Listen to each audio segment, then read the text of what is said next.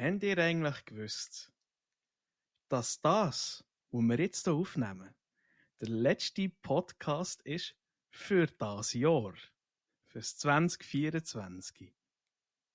Und damit Shit. eigentlich herzlich willkommen zum Brotkasten. Damn. Blickcheck. Der Fun Fact, das ist schief nochmal. Ey, das ist mir jetzt vorher in den Sinn gekommen, wie so ein Geistesblitz. Ja. Das Der ist Geist, super. der Geistesblitz irgendeinen Namen gehabt. Ich glaube, ich glaube nicht, dass der einen Namen hat. Kollege. Ich nenne ihn einfach Willi Wapf. Was habe ich dir gesagt, wo wir vorhin reden haben zusammen? Das ist der letzte Podcast das Jahr. Ja, eben, ja. Ach so, ah! Das fängt schon super gut an. Ja, super. Ich habe jetzt darüber nachgedacht, wie ich das eigentlich erläutere, wie das bei mir im Kopf passiert, wenn so Triggerpunkte kommen. Weißt du, eben so Geistesblitzen oder so blöde Antworten. Bei mir sieht das einfach irgendwie so aus wie in einem grossen Audienzsaal. Der ist voll mit Leuten. Die haben ein Schild in der Hand. Aha. Und wenn irgendein Trigger kommt, steht irgendein Typ auf und hat einfach das Schild und gibt mir so eine Szene aus einem Film oder irgend so ein Zitat oder einfach irgendetwas, zu dem wir einfach gerade hinbretschen. Und dann hockt er wieder ab. Und jetzt ist dann gestanden Willibald. Jetzt ist, ja, der Willi Wapf ist gestanden. Hey, Der das ist der Willi letzte Wapf, Willi Podcast. So gut. Aber es ist nie irgendjemand hinten verknüpft, dass du das gesagt hast. Oh Mann. Ja. Ja, wir entschuldigen uns, dass wir ein bisschen verspätet dran sind, das mal. Wieder. Wieder. Ja, Und das ja. habe ich jetzt eigentlich nicht sagen. Und ich bin wieder die schuld. Es tut mir leid. Ja.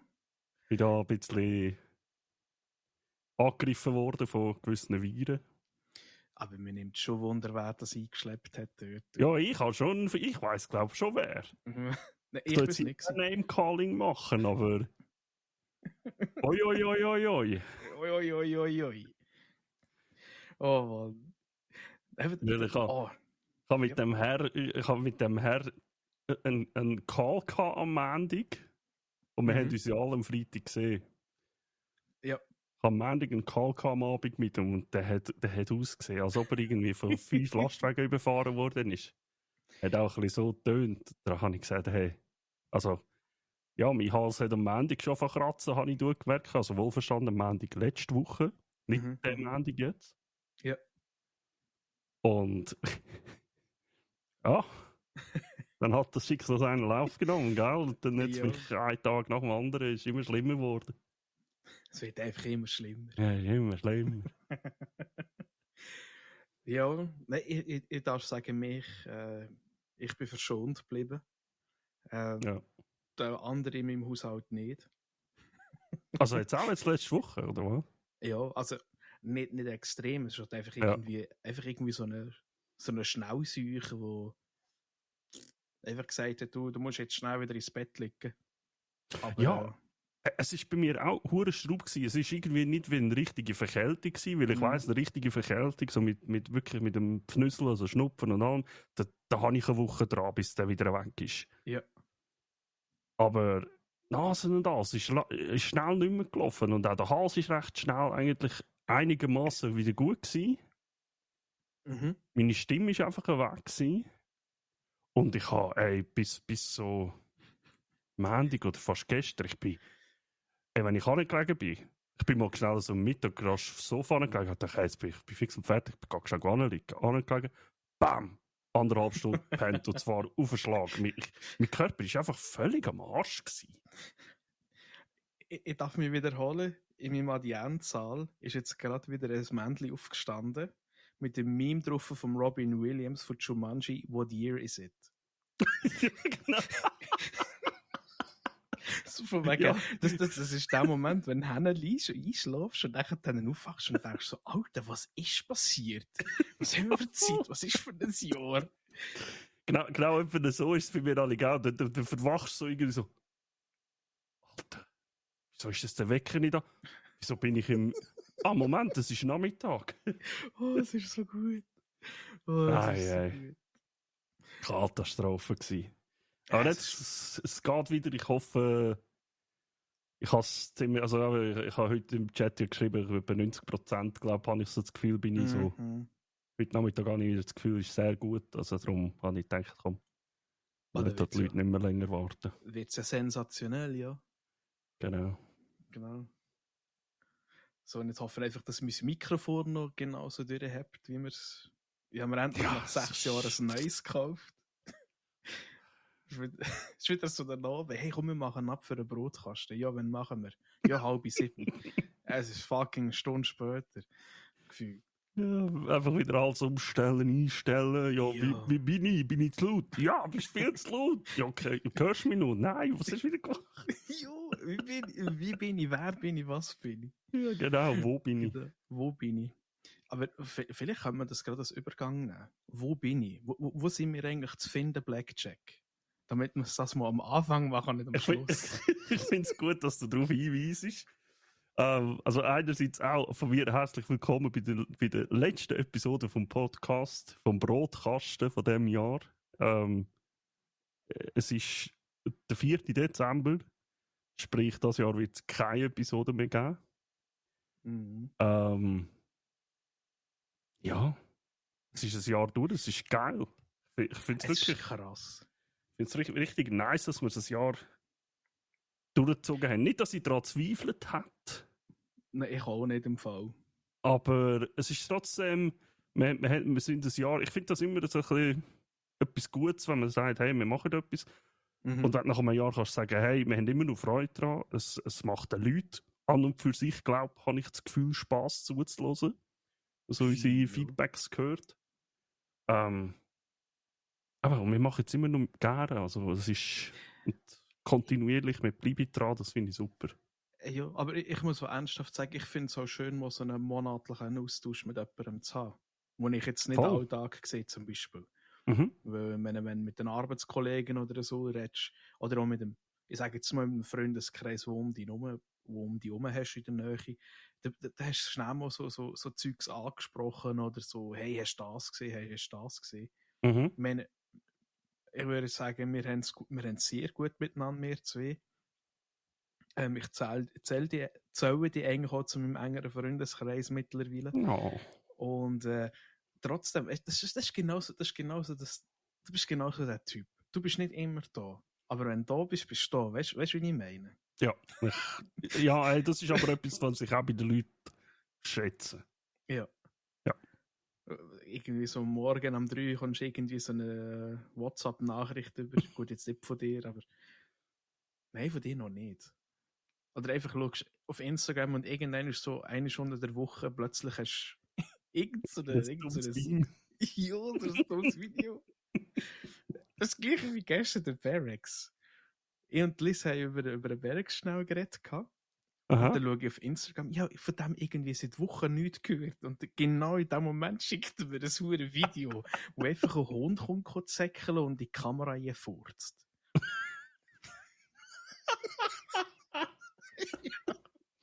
Oh Mann, so gut. Es ist so gut. Es ist so, der Barracks hat mir eine Zeit lang jetzt kurz ein bisschen Angst gemacht, weil er hat mir immer so Memes geschickt von einem Typ. Der Onkel Boy Sonnenblume. Oh Gott. Und der hat er mir wirklich einfach so Videos schicken, so, hat das neue Intro gefunden im Fall. Hat er so einen, der so, oh Sonnenblume. Ich kann nachkommen. Aber ist das der, wo immer so eine Sonnenhut anhat? Ja, genau. So einen Strohhut. Ja, und so eine mega kleine Brille. Ja, aber von dem kommt das ursprünglich. Ach so, das weiß ich gar nicht. Der hat irgendein Video gemacht von Instagram und der hat immer gesagt, der hat eigentlich nur einen Satz gesagt, ich bin deine Sonnenblume. Ich habe das von einem anderen Video das erste Mal gehört. Okay, gut, vielleicht reden wir auch von etwas anderem. Kannst du mir sie dann eher mal schicken? Ja. Nein, das, also... Ja, nein, das ist cool, cooles Zeug. Ja, was ich vorhin noch erwähnen wollte, ist der letzte Podcast von diesem Jahr und Danächst könnt ihr wieder live miterleben. Wir machen wieder einen Neujahrsbrunch, so wie das Ganze eigentlich gestartet hat. Ich finde das hure geil, dass wir das jetzt auch wieder machen, Ja. muss ich sagen. Und dann wird auch wieder am 1.1. stattfinden. Wir quälen uns extra am ersten Tag vom Jahr raus und arbeiten für euch. Also, Lachsbrötli. Lachsbrötli. Ich werde mir fix Lachsbrötli machen. Fix. Ich muss Lachsbrötli. Ich weiss, Oder- letztes Jahr habe ich, glaube einfach die ganze Zeit habe ich nur gefressen an dem Brötchen, die ganze Nachtstunde. Plötzlich habe ich mir wieder irgendetwas unter die Nase reingeschoben. Ja, ob es das mal auch so lange geht, mal schauen. Aber ich glaube, wir müssen auch wieder so ein Ding zwischendrin schieben, wo man einfach sagt, so, da ist jetzt Podcast aufgenommen. Wir können nicht 8 Stunden auf Spotify laden oder so. Das ist too much. Ja gut, wobei, ich muss ehrlich gesagt sagen, ich glaube, die Rezension von unseren Podcasts ist eher so, je länger, desto besser. Ich finde es einfach nicht geil. Das wird immer wieder gefeiert. Das ist schon wieder 2 Stunden, geil. Ja, okay. Das ist noch ein Feedback, das ich auch noch hatte, ja. Ja. Genau. Aber ja, der Ullen hat vorhin schon etwas gesagt. Wir sind hier beim Broadcast. Also für alle News und vor allem auch für vielleicht nächstes Jahr. Wir wollen es nächstes Jahr ein bisschen probieren. Vielleicht zu wachsen. Das ist ein bisschen blöd, aber vielleicht ein bisschen weiter rauszukommen noch. Ich habe noch keine Ahnung, wenn wir das anstellen. Aber mal schauen. Irgendwie kommt uns da schon etwas in den Sinn. Ich glaube, dann müssen wir unter Menschen Blackjack. Ich glaube, das wird schwierig. Ja. Ich bestelle mir beim Elon so einen Roboter, schick den. Also du bestellst den Elon? Ich bestelle den Elon, genau. Genau. Einfach den Roboter in die Hütte nie bestellen. Nein. Irgendwie, aber vielleicht machen wir eine Insta-Page auch noch, wo die Leute dann sich darüber können informieren und so. Und ich habe sonst noch so 1-2 Ideen, was wir vielleicht noch zusätzlich machen können, wo vielleicht auch für die Leute interessant werden. Ja.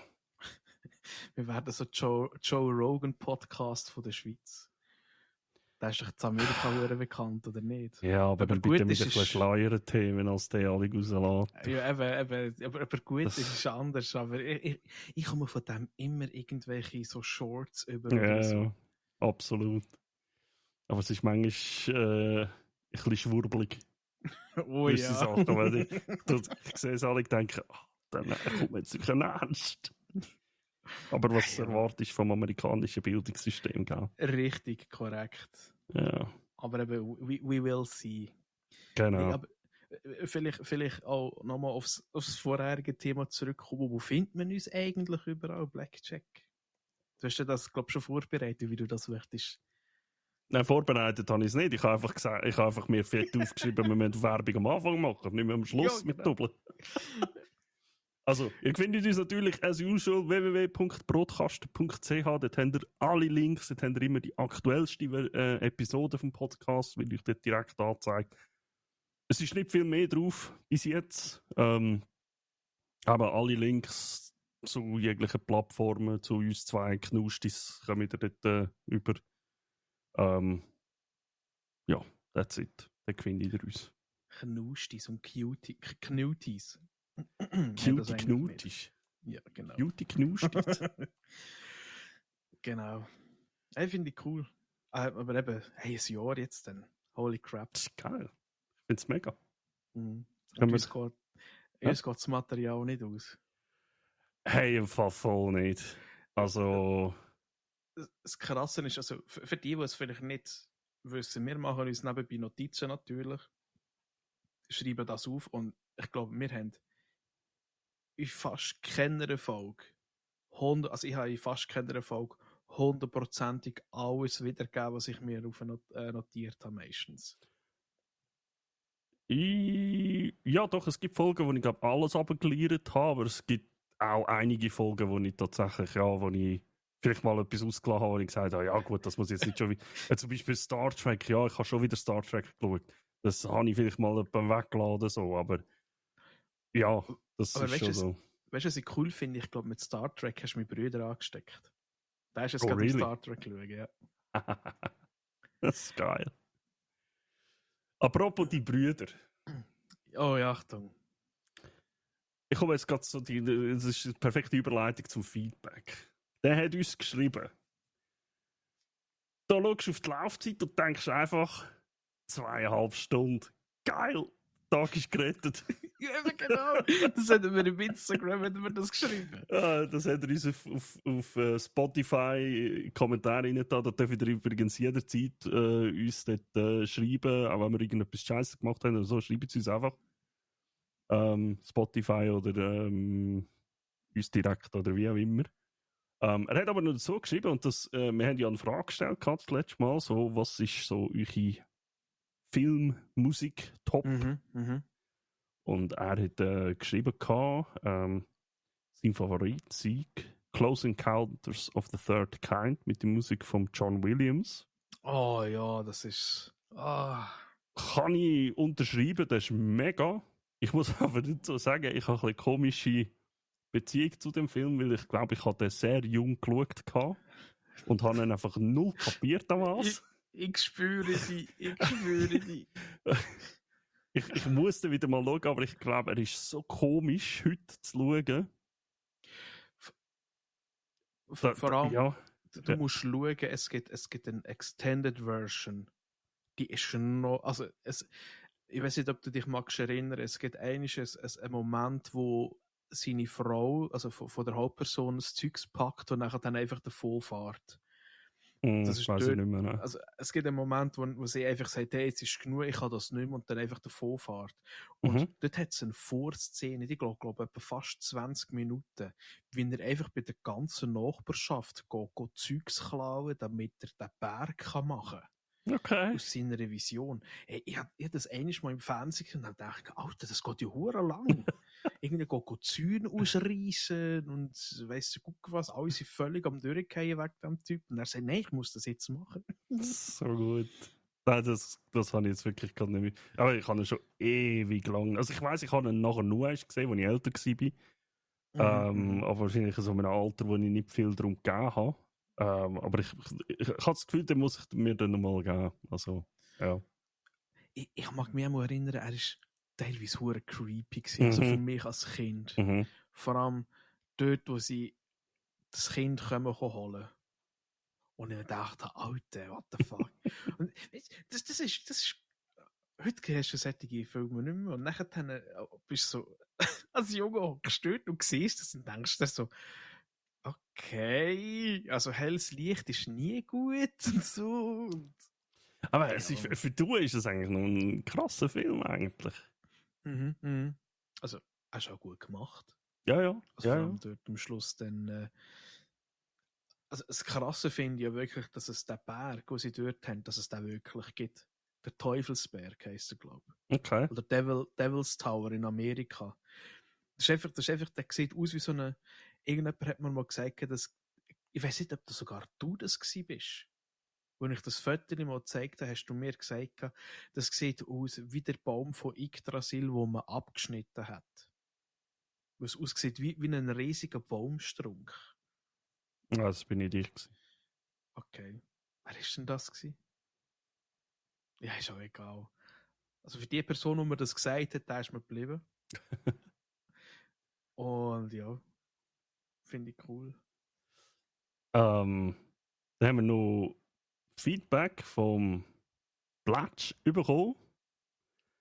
Ihm gefällt unsere Entwicklung mit der Länge sehr. Ich finde das so gut. Wir probieren jetzt eigentlich ein bisschen zu kürzen, nicht zu übertreiben, aber anscheinend ja. Ist das egal. Und er dankt fürs ausführliche Besprechen von Baldur's Gate. So, jetzt hätten wir es jetzt schon gerade am Anfang erwähnt, das Wort. Das kommt dann noch eines. Gott, okay. Bezüglich Musik, Sieger voll bei mir, also beim Jack. Sein persönlicher Favorit ist aber Sherlock Holmes Film, weil sie so anders sind und einfach unendlich den Film supporten, also Musik. Oh ja. Und da hat er voll recht, ja. Absolut. Das hat mich tatsächlich dazu gebracht, dass ich mir die auf meine Liste packe, um wieder mal zu schauen. Ich habe das schon lange nicht mehr gesehen. Ja, ich habe die dieses Jahr mal geschaut. Und zwar, die Lizzie hat mal gefragt, ob sie die schauen kann. Ja, nein, ich habe die schon Da habe lange ich nicht gesagt, mehr gesehen. aber die sind, ich liebe immer noch im zweiten Teil die Verfolgungsjagd durch den Wald. Die ist einfach, oh, Meine Lieblingsszene ist einfach immer nur der Kampf. Der Kampf, wo er welche? einfach, ja, dort, wo er am Anfang im Ring innen steht und einfach zuerst verprügelt wird und dann einfach so eine Denksekunde hat, die 5 Minuten lang geht, wo er sich zuerst alles schön zweigleitet. Ich treffe ihn Ja. jetzt da, dann geht er dort hin, dann nehme ich das, prügle ihn so und dann breche ich ihm das und dann hier und dann, wenn ihm da noch brechen, dann ist er 3 Monate im Spital und das ist so... Endergebnis kann ich mir spucken. Ja, genau, es ist so gut. Die Szene ist so gut gemacht. Das stimmt, das ist richtig geil. So die Eigenheit von dem. Also, es ist eigentlich auch ein geiler Film. Voll, ja. Serie. Voll. 2 Filme, perfekt. Die habe ich mir auf die Liste, die werde ich mir früher oder später wieder reinziehen. Vielleicht jetzt den Monat mal oder so mal schauen. Dann haben wir noch ein Feedback von meinem Schwager bekommen. Und der hat auch geschrieben, wie immer eine super Folge. Seine 3 Top-Filmmusik sind Game of Thrones. Hat er nicht unrecht, ist auch super. Das ist aber korrekt, kein Film, Kollege. Ja, Aber ja gut, ja. Gibi, Game of Thrones, absolut. Gladiator und Herr der Ringe. Und er hat wörtlich genutzt, Codewort, das man bis zum Ende gelost hat. Baldur's Gate 3. Finde ich super. Finde ich super. Weißt du, ich finde es schon krass. Also, sicherlich die 3 Leute, die du jetzt vorgelesen hast, die haben das bis zum Schluss gelassen, weil die Frage haben wir auch erst etwa am Schluss gestellt. Ich glaube es, ja, tatsächlich. Die Frage ist recht spät gekommen. Also, ich habe alles Feedback bekommen, direkt von meinem Cousin. Seine Filmmusik ist definitiv Fluch der Karibik 3. Da bin ich mir jetzt aber nicht sicher, ob die auch vom Hans Zimmer ist oder vom Klaus Badelt. Das weiß ich Aber auch die haben nicht. sogar zusammen etwas gemacht. Wenn ich jetzt einen Scheiß verzeiht habe, tut es mir leid. Und tatsächlich Drachenzähmen leicht gemacht. Der Film. Okay. Habe ich aber so nicht mehr so im Kopf, wie das genau ist. Ich habe es so einigermaßen, weil ich jetzt ganz letztes Mal so einen ersten Ausschnitt aus dem aus der Real-Verfilmung gesehen habe, wo halt sie ist gut, aber ich weiß nicht, ob ich die jetzt gerade als Top würde. Nein, sie passt zum Film sehr gut, ja. Okay. Wo bist du eigentlich? Hast du das letzte Mal gesagt? Wie meinst du? Weil es deine Lieblingsfilmmusik ist. Oh, ich kann mich ja nicht entscheiden. Was habe ich gesagt? Ich kann mich ja effektiv nicht entscheiden. Ich habe ja 3 genannt, wo ich gesagt habe, je nach Tageszeit und Laune, dann ändert das einfach irgendwie zwischen denen. Ich glaube, ich bin mir zu 80% sicher, weil das ist meine Standardantwort, ist The Last Samurai. Weil tatsächlich, ja, kommen wir vielleicht näher dazu. Ist tatsächlich ganz geil, ja. Voll. Oh, das sollte ich auch wieder mal schauen. Das ist lange einer von meinen Lieblingsfilmen gewesen. Ich tue es mal so positionieren. Das N in November steht für Nostalgie. No. Okay. Und darum, also ich habe ihn auf meine Liste genommen, ich habe ihn geschaut. Ja. Ich habe ihn tatsächlich geschaut. Okay. Das ist, ich weiss jetzt nicht, haben wir noch gerade noch etwas? Sonst würden wir mal in die Kategorie Filme reinsteigen. Voll, gib ihm. Also, The Last Samurai ist für mich ein Film, der für mich extrem wichtig ist. Ich weiss, historisch ist er, glaube ich, null akkurat und so. Er hat gewisse Sachen, die Parallele haben anscheinend zu historischen Ereignissen. Aber das ist für mich einfach ein Film, den schaue ich halt meistens, wenn es mir nicht so gut geht. Das ist so ein Film, er ist zwar ein hoher Downer, aber das ist genau das, was ich manchmal brauche. Einfach mal zum einen Reset machen. Indem ich Wenn es dir zu gut geht, oder was? Nein, wenn es mir mal nicht so gut geht. Ja. Das ist so ein Film, da schaue ich und da tue ich mich halt einfach irgendwie das ganze Mental System tue ich halt wieder so resetten. Mhm. Und da dabei macht definitiv die Musik vom Hans Zimmer 80% aus. Sogar 80% von dieser Musik vom Hans Zimmer ist einfach nur pures Gold. Ja, absolut. Voll. Tatsächlich auch der ganze Film ist fantastisch gemacht. Eigentlich es hat CGI drin, aber relativ wenig. Ich habe endlich mal die Szene gesehen, ganz am Schluss, wo der eine von einem Pferd in seinen Sack gekickt wird, oder in den Sack gekickt wird. Und nein, also das ist für mich ein Film, den schaue ich mindestens einmal pro Jahr. Und ich sage mindestens. Ich glaube, also die DVD, die ist langsam am Ende für ihre Laufspanne. Abgelasert. Ja. Genau. Also für die ihn nicht gesehen haben, schaut ihn mal. Und da kann ich auch mal eine Frage stellen, wie die ihn findet. Ich akzeptiere alles außer Scheiße. Nein, sicherlich nicht. Ihr dürft natürlich die Filme finden, wie ihr wollt. Soll ich gerade weiterfahren? Ja, mach nur. Wir haben, weil es Herbst wird, tut meine bessere Hälfte von dann immer an Harry Potter schauen. Okay. Und ja, tatsächlich die ersten 2 Filme habe ich mitgeschaut. Und zwar Harry Potter und der Stein der Weisen und Kammer des Schreckens. Mhm. Und ich sage es immer wieder. Fucking Harry Potter, Stein der Weisen, das hure Schachspiel am Schluss. Ich wette das. Das war Weißt du, wie du einfach geil. das ist so kaputt.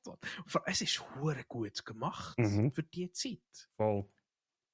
Eigentlich allgemein der Film ist ja, es ist eigentlich auch, also macht auch viel die Musik aus, weil sie von John Williams ist. Mhm. Das ist halt einfach. Aber die Hurenfilme sind alt. Also Ja. weißt, wenn du so zurückschaust, es ist krass, wie schnell dass die alt geworden sind, die Filme. Weißt? Also nur schon beim Schauspiel, wenn du so einen Daniel Radcliffe und so. Mir kommt einfach, wenn ich jetzt wenn ich an ihn denke, kommt mir Harry Potter in den Sinn. Aber einfach 2 andere Filme auch noch, ganz Kimbo und der Swiss Army Knife Man. Oh Gottes Willen. Die 2 Filme kommen mit mir, da denke ich einfach, Alter, weißt du, wie alt? Ich finde es einfach lustig, kommt er vor im wie heissen noch die Magier, die Trickser, irgendwie, der Film heisst Da bin ich oder irgend so etwas. Wo der Hä? Mann. Da bin ich. Now You See Me heissen sie auf Englisch. Ja, ich weiß. Oh. Und im zweiten Teil spielt er einen Magier. Das spielt er eigentlich der Antagonist von denen. Und ich habe das schon lustig gefunden, weißt du? Really? Ja. Ich muss das wieder mal schauen. Das habe ich nicht mehr im Kopf. Sie kommen irgendwie in das Zimmer rein und dann siehst du, ja, wer hat uns da hingebracht? Und dann dreht sich einfach einer um, dann ist der Daniel Radcliffe so, ja, ich habe euch da hingebracht. Ich finde es auch lustig, er nimmt sich so selber überhaupt nicht ernst. Ja, voll. Das muss ich wirklich mal schauen. Wobei ich finde, die Frau in Schwarz, das ist so ein Horrorfilm, den er mitgemacht hat, der ist auch nicht schlecht. Habe ich nie gesehen. Das ist mal so ein bisschen etwas anderes. Ja. Aber eben, wie du sagst, was ich halt geil finde an Harry Potter, es ist so ein richtiger One-Generation-Film. Du hast mit dem ersten angeschaut und je älter du geworden bist, desto eigentlich schwieriger sind die Filme oder heftiger. Mhm. Vor allem, es sterben dann ja auch irgendeine Leute. Und eigentlich die als Kind die geschaut haben, sind so mit diesen Filmen mitgewachsen und haben so, weißt du, wie ich meine, halt einfach so der Erfahrungswert. Also es ist jetzt nicht irgendwie, es ist immer so easy, chillig und Judy Hui Hai Tri, sondern wirklich, das ist der Wahrheit. Das finde ich eben mega geil bei dem. Ja, also ich weiß, was du meinst. Also die ersten Filme sind halt wirklich so mehr so Kinderfilme. Und so, wenn du die letzten 2, 3 anschaust, also sie sind halt doch ein bisschen heftiger, geht es mal zur Sache und so. Also, Ja, das ist schon. das ist mega krass. Und ich eben gedacht habe, eben das finde ich halt geil an solchem Zeug. Ja, voll. So, da habe ich noch. Ich habe noch 3, da bin ich durch. Ich fange mit dem an, was ich jetzt nicht so geil gefunden habe. Ich hoffe, ich spreche ihn richtig aus. The Ministry of Ungentlemanly Warfare. Okay. Das ist ein Film mit dem Henry Cavill. Mit dem Henry Cavill, ja, Man Crush. Und es ein paar andere, der Jack Reacher spielt. Ja. Der spielt ja auch mit. Tatsächlich, Til Schweiger spielt ja auch mit. Das Geile ist, er darf sich nicht selber synchronisieren. Genau, aber man muss also zugeben, es ist nicht seine schlechteste Rolle. Nein, definitiv nicht. Aber, Nein, also es ist definitiv nicht. gar nicht mal so schlecht gewesen, in dieser Rolle. Genau. Vielleicht zum Inhalt von dem Film. Es ist anscheinend auf einer wahren Begebenheit. Lass ich mal so offen, für die den Film schon gesehen haben. Und zwar geht es darum, dass die Briten während dem Zweiten Weltkrieg hat man sogar U-Boot zerstören. Und für das nehmen sie dann Leute, die irgendwie so Special Agents sind, aber irgendwie im Knast hocken. Und die müssen halt einfach die U-Boot sprengen. Tatsächlich finde ich, also glaube ich, wenn man den Film ein bisschen ernster genommen hat und nicht so ins Lächerliche hineingezogen hat, wäre das ein verdammt geiler Film gewesen.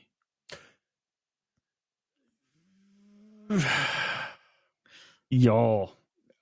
Ja, also es ist lustig, aber für mich ist das eigentlich wie so ein zweiter Versuch von einem Inglourious Bastards. Ja. Ja, ich habe jetzt gar, sorry, ich habe jetzt gar nachgeguckt, weil ich hatte den ja auch schon mal auf der Liste gehabt. Ja. Und ich habe gewusst, ich habe genau das erwähnt. Ich habe geschrieben, nämlich die englische Version von Inglourious Bastards. Ja. Also, aber ich finde halt wirklich, wenn das wirklich von einer wahren Begebenheit war, dann laufen die nicht einfach mit einer 3-Mann-Armee in ein Lager rein, wo voll ist von deutschen Soldaten und vor allem nicht irgendwie hinter etwas verstecken, sondern einfach durchlaufen, so als wären sie Fault Masters und ja. Er ist der Superman. Ja, er ist der Superman. Ich glaube, dort hat er es noch nicht gewusst. Vielleicht ja schon. Vor allem aber der Reacher spielt, der ist verdammt übertrieben, der Bowman. So gut. Der ist so gut. Also, vor allem noch als wichtiger Tipp, schaut noch auf Englisch. Oh ja. Vor allem die Anfangsszene. Dort hat es mich richtig verrissen. Aber ihr müsst Englisch können. Ja.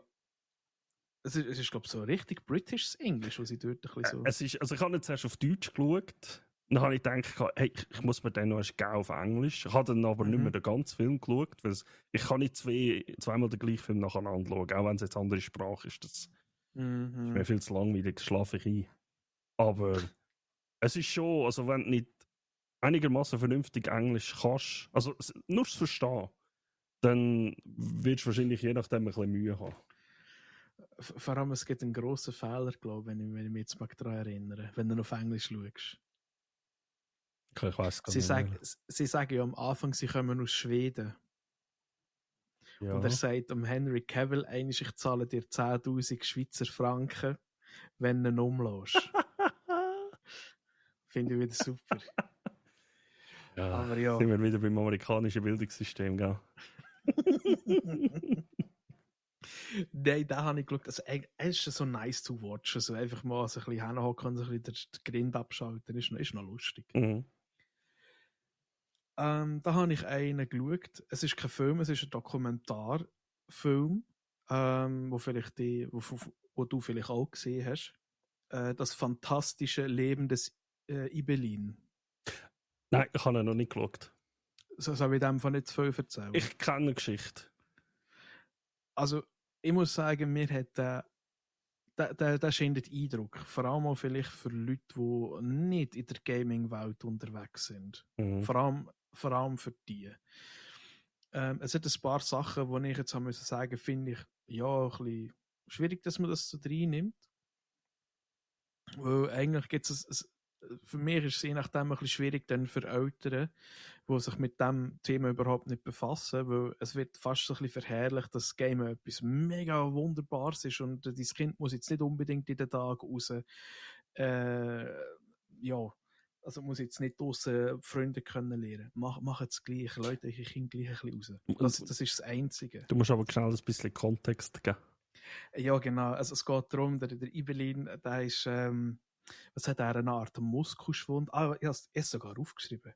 Degenerativen Muskelerkrankung der Muskeldystrophie des Typs Duchenne. Genau.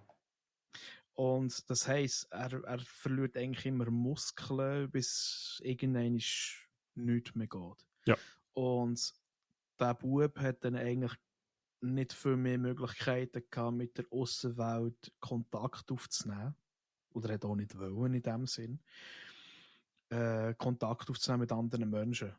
Und die Eltern von ihm haben, die sagen das am Anfang, sie haben mega Angst davor gehabt, dass der Ibelin nie wird Freunde haben, weil er die ganze Zeit nur vor dem PC hockt. Also schnell, sorry, wenn ich schnell unterbreche. Also er heisst ja, sicher, nicht ja. Ibelin. Der Bub selber heisst Ja. Mats, glaube ich, oder so. Mats, genau. Sorry, ja. Ja. Er heisst Mats. Neben der Mats, der hat sich dann nachher irgendwann hat er sich halt einen Gameboy bekommen zum Geburtstag oder zu Weihnachten. Er hat sich dann nachher halt immer wie mehr für das interessiert, ist halt einfach in die Welt abgetaucht. Weil ihm das halt gewisse Freiheiten gegeben hat, die er halt mit seinem Körper oder mit seinem Zustand, den er hatte, nicht hätte können haben. Genau. Eben, und die Eltern haben dann nachher gesagt, ja, aber weisst, er hockt die ganze Zeit nur vor dem PC, er geht nicht raus und eben, wir haben Angst, er lernt nie Freunde kennen, er lernt nie, er erfährt nie Liebe und auch sonst Sachen. Und tatsächlich zeigen sie in diesem Film, wie eben der Mats mit Hilfe von World of Warcraft in dem Sinn, mit seinem Charakter Ibelin, jetzt ist es, eigentlich genau die Gesellschaftsaspekte im Videospiel World of Warcraft kennenlernt. Ja, genau. Weil ihm das halt die Freiheit gibt, er kann laufen, er kann machen, was er will eigentlich. Und es ist eigentlich auch schön dargestellt, es ist super animiert. Sie tun dann eigentlich wirklich aufgrund von Chatlogs, die sie gefunden haben, auf gewissen Server, die das, glaube ich, irgendwie archivieren, tun sie gewisse Szenen sie nachstellen. Und also es ist eigentlich wirklich cool gemacht und drückt auch ein bisschen auf die Tränendrüse. Ja, absolut. Also ich würde sagen, schaut ihn, aber versteht vielleicht die Meinung nicht falsch davon. Es ist halt einfach jetzt in seiner Situation ist das seine Möglichkeit gewesen. Aber ich würde jetzt meinem Kind nie sagen, hey, du findest alles, was du brauchst. Also wenn es, sagen wir mal, ein vielleicht böses, gesundes Kind ist, du findest nicht unbedingt alles im Internet, was du auch draussen findest. Ja. Er hat jetzt halt einfach keine andere Möglichkeit gehabt. Genau, es soll eigentlich halt mehr so ein bisschen zeigen, hey, es ist nicht alles schlecht im Game. Es kann an gewissen Leuten kann es halt wirklich ein Stück vom Leben zurückgeben, was sie sonst halt nicht können haben. Effektiv. Genau, ja. Was ich auch schön finde, es ist, ich glaube, das beste Beispiel, das du dort bringst, wo du dort kannst bringen, ist die Geschichte mit der Mutter und ihrem autistischen Bub. Ich weiss nicht, hast du das gesehen? Nein, aber ich habe die Dokumentation selber noch nicht gesehen. Nein, es geht eigentlich darum, er hilft eigentlich relativ vielen Leuten dort, indem er ihnen Tipps gibt. Und er hat eben noch eine Mutter gehabt, die sich mit ihm auseinandergesetzt hat und gesagt hat, du, ich komme nicht an meinen Bub hin, weil eben er hat auch eine Krankheit und ich kann ihn nicht umarmen, ich komme noch nicht an ihn hin, er kommt heim und sperrt sich in sein Zimmer ein und will eigentlich nichts von mir wissen. Das Einzige, was der Bub halt auch macht, ist für Videospiele spielen. Und der Mats sagt dann nachher eigentlich der Mutter, hey, probier's doch auch mal. Kauf dir mal World of Warcraft und spiel dann mit deinem Sohn. Und tatsächlich haben die dann über das World of Warcraft eine wunderschöne Beziehung aufgebaut. Mutter und Kind eigentlich sozusagen. Und eben der Sohn ist dann aufgrund von dem auch aufgeblüht, hat mehr in der Schule gemacht, ist sogar, glaube ich, nachher dann studieren oder an der Schule, irgendwie so. Und er hat auch gesagt, also wenn man das nicht probiert hat, wäre er auch nie dorthin gekommen, wo er jetzt wäre. Also es ist Krass. wirklich, es ist mega krass. Was Aber das, war das da, glaube ich, auch mal noch? Ich habe sehr viele Ausschnitte und ich habe die Geschichte schon ein bisschen gehört. Gehabt. Aber Doku habe ich jetzt tatsächlich noch nicht geschaut. Ne? also ich finde es sehr empfehlenswert. Ich finde es sehr empfehlenswert. Ja. Aber vor allem, ich glaube, dir wird es noch ein bisschen lustig vorkommen wegen der WoW-Animationen. Ja, aber dort Vor allem, habe ich viel gesehen, so, was sie so wo sie Sachen nachspielen. So ein bisschen, ja, man kennt das von vielen anderen Videoprojekten, wo sie das, man sagt dem ja so Machinima ja, genau, machen. ja. Oder Maschinima, oder wie das heißt. Ich weiß auch nicht genau. Also der Leroy Jenkins kommt nicht vor. Ah, schade. Das wäre nur geil, wenn es glaubt, das wird Leroy. Nein. Aber eben, ja. So, jetzt komme ich zum letzten.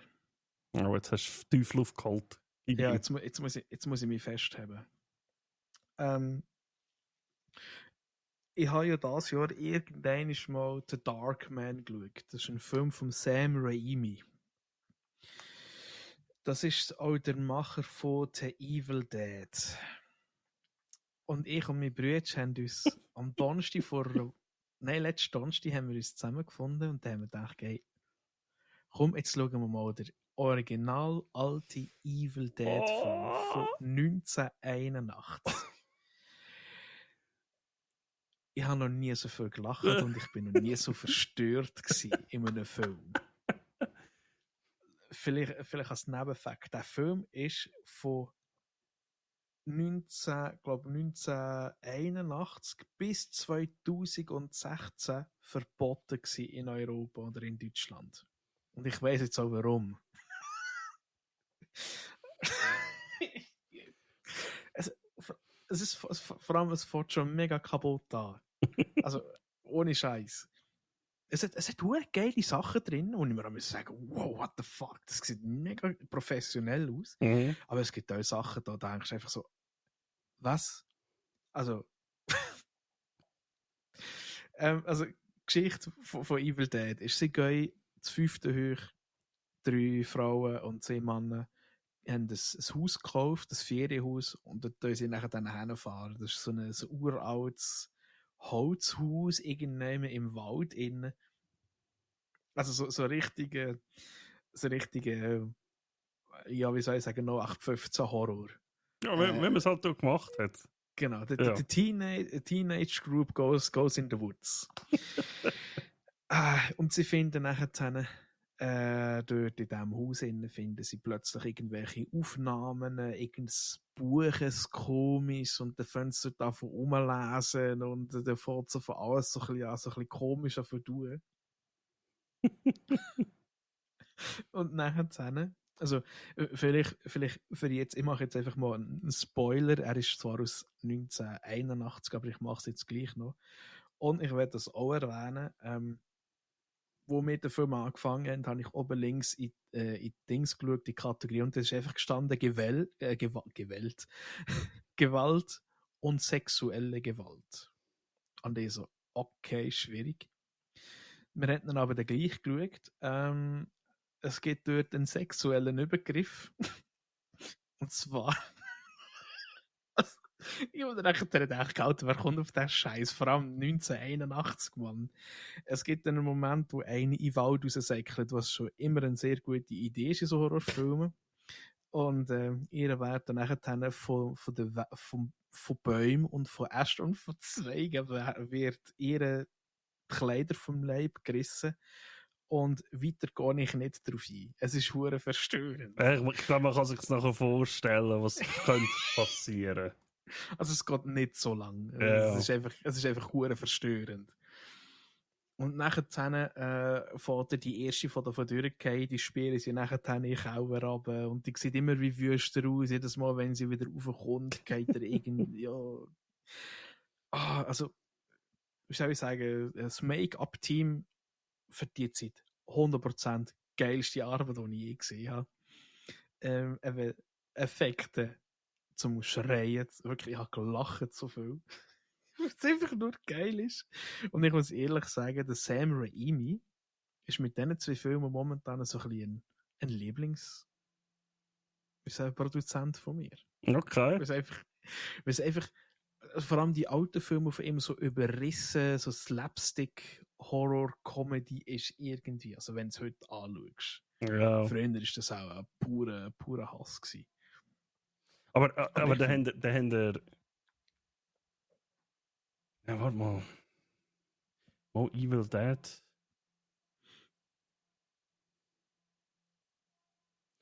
Genau, der Evil Dead war der erste gewesen. Genau, es gibt den Evil Dead, da gibt's, also eigentlich heißt er auf Deutsch Tanz der Der Teufel. Teufel, genau. Nachher gibt es Tanz der Teufel 2 und nachher der dritte ist der Army of Darkness. Der ist natürlich absolute Genialität par excellence, der Film. Ich habe einfach nur eine Szene gesehen von diesem Film, wo sie irgendwie ein Katapult abschießen und dann siehst du ein Skelett von wegen Army of Darkness, wo dann irgendwie alle Hände vor sich streckt und nur vor sich hin schreit. So, Aah! Hey, und da habe ich gedacht, ich muss die Filme schauen. Also die Skelett, das ist einfach. Wenn ich irgendetwas von Evil Dead oder so höre, kommen mir einfach die. Für die Zeit vielleicht gut, aber einfach die schlecht animierten Skelette sind, weil sie einfach. Hey, nein. Also ich glaube nicht, dass die animiert sind. Ich glaube, das sind mehrheitlich noch Puppen gewesen, die sie dort gebraucht haben. Gut möglich, ja. Wahrscheinlich so mit Oder- dem Stop-Motion oder irgendwie Ja. vielleicht sogar noch gefilmt oder so, keine Ahnung, ja. Also du siehst im ersten Teil siehst du am Schluss, wie sie eigentlich so ineinander zerkehren, die Bösen. Und das ist auch alles was hast du jetzt gesagt? Stop-Motion. Stop-Motion.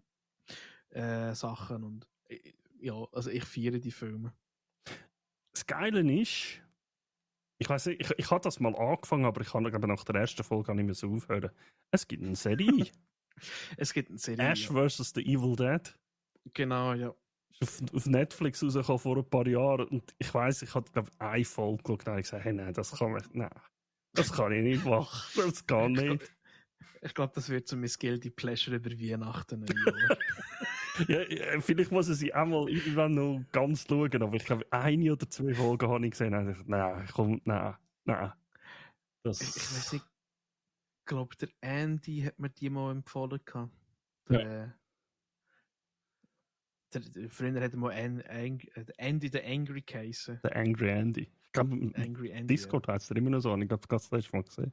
Der Oder Angry heisst er Andy. nicht jetzt Safe Space Andy? Ich weiß auch nicht. Oder ist es sein Twitch-Account? Andy, sag uns, was du heisst jetzt. Wir wissen Ja. nicht, wenn wir dich nennen sollen. Dann sehen wir Genau. auch gerade übers Lust oder nicht. Ich bin mir nicht sicher. Ich glaube, er hat Weiß Angst nicht. vor uns. Nein, ich finde das, ja. Nein, das ist wirklich, also das sind alle meine Filme, die ich geschaut habe. Aber haben ihr nur den ersten geschaut?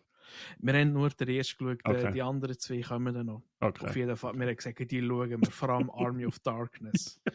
Ich habe dort nur Ausschnitte gesehen, ich habe gerölt. Ich habe einfach nur gerölt, das ist einfach nur so absurd. Ja. Ich finde es halt einfach immer, wenn es so schlimm übertrieben ist. Und das bringt den Sam Raimi so perfekt auf die Leinwand. Das ist fucking awesome.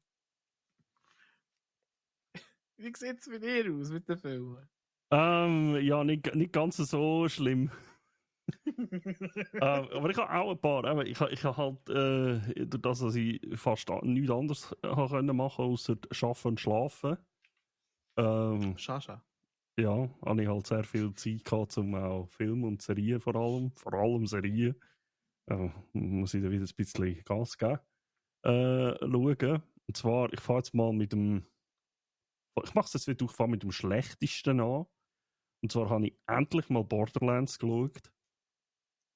Und ich muss sagen, es ist jetzt nicht ein überragend krasser Film, aber er ist nicht so schlecht wie die sogenannten Kritiker, in Anführungs- und Schlusszeichen nenne ich das immer, meine ich. Aber er ist auch nicht übergeil. Es ist ein guter Film. Ich habe das Gefühl, die Effekte sind noch gut gemacht, tatsächlich. Hat ein paar coole Easter Eggs zu den Games, muss man sagen. Aber es ist sehr, sehr vorhersehbar. Also mir ist ziemlich schnell klar gewesen, also ich tue jetzt für alle, die ihn vielleicht noch nicht gesehen haben, weil er ist ja noch nicht so alter Film, das sind grosse Spoiler, aber ich habe ziemlich schnell gemerkt, das ist nicht, wie soll ich es jetzt sagen? Es ist nicht so, wie es vom Film vorgegeben wird. Sag's so. Okay. Im Film es geht ja darum, dass also in Borderlands ja, dass sie das Portal, also das Tor öffnen. Also eigentlich die Schatzkammer. Schatzkammer, genau. Genau. Und das kann ja nur eine Tochter, jetzt weiß ich nicht mehr, wie der Name heisst, von diesen Dingen, von denen öffnen, also eigentlich eine Nachfahrin. Und ich habe ziemlich schnell kapiert, dass es nicht so ist, wie es der Film vorgibt. Okay. Im Film heisst es immer sie. Und ich habe ziemlich schnell gemerkt, das ist nicht sie. Weißt du, was ich meine? Aha. Ja, ich glaube, ich weiß, wer das du meinst. Ja. Also, ich tue jetzt mal auf Spiele rezensieren, die Magie kann einsetzen kann. Also der magische Charakter. Genau. Genau. Ja, aber sonst, das ist noch kein Film. Das ist jetzt nicht einer, den ich immer wieder schauen würde. Man kann mal schauen, vor allem wenn man die Spiele kennt, kann man sicher mal reinschauen. Wirklich noch witzige Szenen teilweise drin. Ich muss tatsächlich mal das der dritte Teil und Tiny Tina's Wonderland heisst es, glaube ich. Ich habe genau eins von diesen Games gezockt, tatsächlich.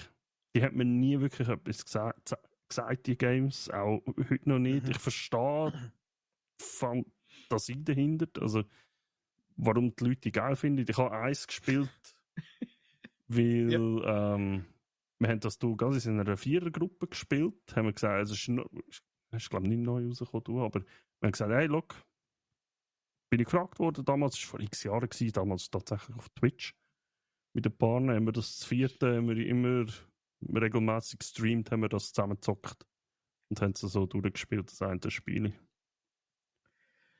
Ich bin mir im Fall nicht sicher, aber ich glaube, das war das letzte Spiel gewesen, wo ich auf Splitscreen gezockt habe mit meinem allerbesten Kollegen. Okay. Das war wirklich das letzte gewesen, auf Xbox. Aber nur der erste Teil. Ja.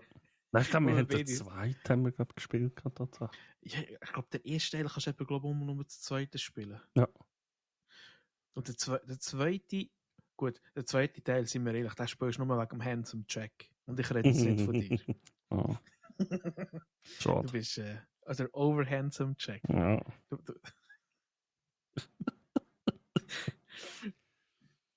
Das, einfach für die, die es nicht kennen, das ist eigentlich so der Antagonist vom zweiten Teil. Also es ist ziemlich... Also ich weiss, er hat im zweiten Teil viel Erzählding gehabt. Aber genau. Ich kann dir jetzt nicht sagen, über sonst, also haben wir gegen den müssen, es ist zu lang her, ich weiß es nicht mehr. Also auf jeden Fall, dir möchte ich noch vorstellen, er ist halt einfach der Typ, der mit seiner charismatischen Art euch eigentlich das Schlimmste erzählt, was eigentlich abgeht. Also eigentlich abgeht. Ja. Hat er nicht ein Pferd, das Stallion heisst, das irgendwelche Juwelen schießt? Hey, ich habe keine Ahnung, aber es ist viel zu lang her, ich weiß es gar nicht mehr. Irgendwie so das Scheiß. Ist ewig her, als ich das gespielt habe. Und das hat mich, also, ich glaube, darum habe ich auch die nächsten gar nicht wirklich gespielt. Das hat mich, ich habe es gespielt mit den anderen zusammen. Ja, 7 Jahre, 4. November 2017, das letzte gespielt. Scheiße. Und ich weiß es auch nicht. Nachher habe ich das nie mehr angelenkt, tatsächlich. Ich weiß es auch nicht. Das hat mich gar nie so wirklich gepackt. Ja, es ist gerade ziemlich repetitiv. Es ist halt einfach gegangen dorthin, schießen an, wie Gango Loot und kommen wieder retour. Ja, vor allem das Looten, das mag mich noch erinnern. Wir sind das 4. gewesen. 2 normale und 2 Loot Ninjas. Also das hat mich manchmal richtig aufgeregt. Wir haben geshootet, gemacht und dann haben wir interagiert mit der Umwelt und halt die Quests und alles. Und wenn wir weiter sind, haben wir nie mehr etwas gefunden. Ist alles schon aufgesaugt. Also wenn es Staubsauger sind, die sind 2 alle durch. Für alle die nicht Videospiele spielen, es gibt 2 Regeln beim Looten. Die erste ist, du besiegst den Gegner zuerst und du dann looten und da jetzt gerecht aufteilen. Ja, das war ja so eine Sache gewesen. Also, So, aber wir sind ja noch gar nicht bei den Games. Ich habe sehr abgeschweift. Ich habe einen Film geschaut, den habe ich gar nie irgendwie gross auf dem Schirm gehabt oder so. Den habe ich per Zufall gefunden, und zwar Slingshot. Ist ein Sci-Fi-Film, relativ unbekannter, glaube ich. Hat aber einen interessanten Cast, und zwar mit dem Lawrence Fishburne und mit dem Casey Affleck. Also mit dem Lawrence Fishburne sollte eigentlich an den meisten Filmenthusiasten ein Name sein. Der Morpheus. Morpheus. Der Casey Affleck kann man auch kennen. Der ist jetzt schon in ein paar Filmen vorgekommen. Jetzt gerade, ich glaube, vor 2 Monaten habe ich einen geschaut mit dem Matt Damon, The Instigators. Dort ist er vorgekommen. Das ist der Bruder vom Ben Affleck. Genau. Ey, von dem haben wir doch mal gehabt. Er hat gesagt, der sehe ich, der kommt eigentlich sehr viele Filme vor. Und es ist völlig underrated. Dabei ist es besser wie der Ben, finde ich. Ich glaube, wir haben es eben genau durch, wo ich diesen Film da, der Instigators mit dem Matt Damon, dort haben wir nachher das, ja, voll. Aber jetzt in dem ist er auch vorgekommen. Der hat eine wirklich gute Rolle gespielt, richtig gut. Der Film, es ist so ein Sci-Fi-Film, wo es darum geht, ein Raumschiff, also die Menschheit schickt das Schiff auf den Weg, das weiß ich gar nicht mehr, Saturn oder Jupiter, glaube ich, weiß es nicht mehr. Und da geht es halt dann um Crew und da hat es noch einen Twist drinnen und so. Und es ist wirklich noch interessant zu schauen. Es geht weniger um das ganze Sci-Fi-Zeug, sondern mehr wirklich so um den Kopf, sage ich jetzt mal. Ist interessant zum einmal schauen. Hat mich auch mal gehalten tatsächlich. Das ist immer so eine Sache bei solchen Filmen, wo ich null Plan habe, was jetzt abgeht. Oder noch nie etwas davon gehört habe. Aber es ist wirklich zum Einschauen tipptopp. Wer so ein bisschen auf Space-Zeug steht vielleicht. Abgespaced war es nachher auch gewesen. Ich habe endlich mal Godzilla X Kong geschaut. Oh Gott. Das ist, ich glaube, einer der letzten gewesen oder so. Bin mir aber nicht mehr sicher. Ist das dort, wo der Kong die Power Fist überkommt? Ja, genau. Es ist, ich muss zugeben, ich bin mittlerweile recht voreingenommen, was Godzilla-Filme und so Zeugs angeht. Kong habe ich gut gefunden damals, der erste von den neuen da. Das war gut gewesen. Der jetzt, er ist besser, als ich erwartet habe. Hat gut CGI, muss man zugeben. Also, ja. Was ich einfach immer wieder krass finde, und ich habe mal ein Video gesehen auf YouTube, was das gemacht haben. Wenn die hure Viecher etwas rumtanzen, hey, da hast du einfach Millionen Tote und Milliarden und Billionen Schaden und so. Also hör mir auf, dass die Menschheit noch irgendetwas zahlen können. Vergiss den Fisch. Es ist einfach, jetzt taucht er da, dort und dort vor der Küste auf. Er kommt an die Küste. Und da ist einfach eine Stadt weg, nur weil er sich schnell angelegt hat oder so. Irgendetwas. Ja, okay, macht Sinn. Und was mir da ein bisschen zu weit gegangen ist, was dann darum gegangen ist, dass in der Erde nur eine Erde ist. Und ich kann mir sagen, wait, what? Sie haben zuerst mal die Erde, dann haben sie die Hohlerde. Okay, das heisst, wir haben aussen eine Erde und wir haben eine innere Erde. Aber dann gibt es noch einen Underground oder Under Earth oder irgendein. Dort hat es mir abgeschaut. Ja, ich schaue jetzt einfach nur noch. Ist okay. Geht dort an, wo ihr wollt. mir gleich. Das ist dort, wo die Schlümpfe wohnen. Nein, also dort, kann jetzt auch sein, dass ich es falsch verstanden habe. Wenn ja, korrigiert mich bitte. Aber dort habe ich einfach gedacht, ja gut, okay, mache ich, was er will. Und habe einfach fertig geschaut. Es ist aber besser als erwartet, es war unterhaltsam gewesen, aber es ist jetzt nicht mega krass. Dann habe ich zwei, wo wieder ein bisschen zurück to the normal ist, noch gesehen. Und zwar habe ich Civil War geschaut. Das ist von letztes Jahr, glaube ich, oder ich weiß es gar nicht mehr. Oh, ist das der umstrittene Film, wo alle gesagt haben, nachher da gibt es so eine riesen Welle, wird da so eine riesen Welle geben, weil der ist schon, glaube ich, dort rausgekommen, wo es so ein bisschen um... Ja, es nicht so von wegen Ukraine-Krieg, wo das gleichzeitig so ein bisschen rausgekommen ist. Also der Film ist von dem Jahr, sehe ich jetzt gerade. Okay, also das gut, heisst, sorry. das ist, ja. Aber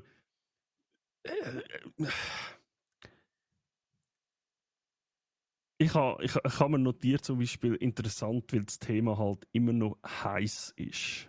Weil es geht ja darum, dass in Amerika in einem, man kann es so sagen, einen neuen Bürgerkrieg, einen schnell eskalierenden Bürgerkrieg befindet. Und es geht um eine Gruppe US-Journalisten, die sich auf den Weg nach Washington machen.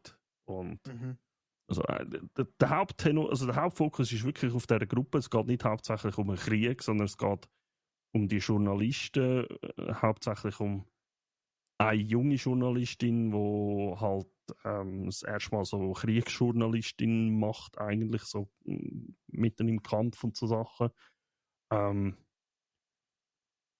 Ja, es ist ein kurzweiliger Film tatsächlich. Es ist schneller fertig gewesen, als ich gedacht habe. Das ist nicht einmal etwas Schlechtes an und für sich, aber ist jetzt nicht so, dass ich den jetzt übermäßig würde feiern oder so. Also das Thema ist halt einfach interessant, wenn du darüber leist, was man vor ein paar Jahren so von denen gehört hat und was da so abgegangen ist und was vielleicht, ich meine, also ja, wir werden sie 4 Jahre gesehen oder so. Mal gucken. Stimmt, wegen dem ist es gewesen, nicht dort wegen dem Ukraine-Krieg, sorry. Ja, es ist vielleicht allgemein ein bisschen wegen dem Krieg, ja, aber ja. Also, es sind auch interessante Schauspieler. Also vor allem der eine, der mitgemacht hat, das ist der, der damals, wie hat er geheißen? Der Drogenboss gespielt hat in dem der Doku-Serie eigentlich. Oh Mann, jetzt weiß ich es nicht mehr. Wie hat das denn schon wieder geheißen? Narcos. Ja. In dieser Serie hat er den Ding gespielt, der Pablo Escobar. Und ich finde den eigentlich noch ein interessanter Schauspieler, sieht man sehr wenig. Aber ja. Den habe ich geschaut. Und dann einen, der hat mich. Auf den habe ich tatsächlich ein bisschen gewartet. Aus mehreren Gründen. Und zwar habe ich Horizon An American Saga Chapter 1 geschaut. Das sagt den vielen vielleicht nicht wirklich etwas, verstehe ich auch. Ist ein Western vom und mit dem Kevin Costner. Oh. Aber wirklich ein Western, also nicht irgendwie wie Yellowstone oder so, sondern ist wirklich spielt früher. Richtig guter Cast, also wirklich ganz, ganz gross. Und ich liebe halt einfach das Thema oder das Theme allgemein, so Amerika, so einerseits so im Aufbau, es ist noch eine junge Nation, aber es ist halt auch zur Zeit vom Bürgerkrieg und so. Aber man hat gemerkt, dass so ein bisschen, sie bauen zuerst mal alles auf, sie bauen das ganze, sie machen das Worldbuilding, sie stellen die Charaktere vor, was sie erlebt haben. Von der einen mehr, von der anderen weniger, weil es kommen mehrere Teile. Eben, wie gesagt, das ist Chapter 1. Der fucking Film ist 3 Stunden gegangen. Oh, Finde ich aber tatsächlich geil. Das ist immer. ich finde, so ein langer Film ist immer so auf der Waage. Entweder klappt es oder es ist scheiße. Also es ist ja eigentlich ein Kunstwerk, dass du die Leute dann so lange bei der Stange kannst behalten. Ja, voll. Und das ist tatsächlich, ja, was? Also ist in dem Fall der Brotkasten ein Kunstwerk. Ja, natürlich, hallo. Entschuldigung. Ja, Das ist schon gut. Erzähl weiter. Ja, aber da hast du voll recht. Das ist, der Film ist 3 Stunden gegangen, aber ich habe es nicht gemerkt. Ich habe es effektiv nicht gemerkt. Und nein, ich bin nicht verschlafen oder so etwas und habe es wegen dem nicht gemerkt. Es sind einfach 3 Stunden vorbeigegangen und ich habe gedacht, am Schluss, fuck, ich werde jetzt eigentlich weiter schauen, wie es weitergeht, halt wie so fast in einer Serie.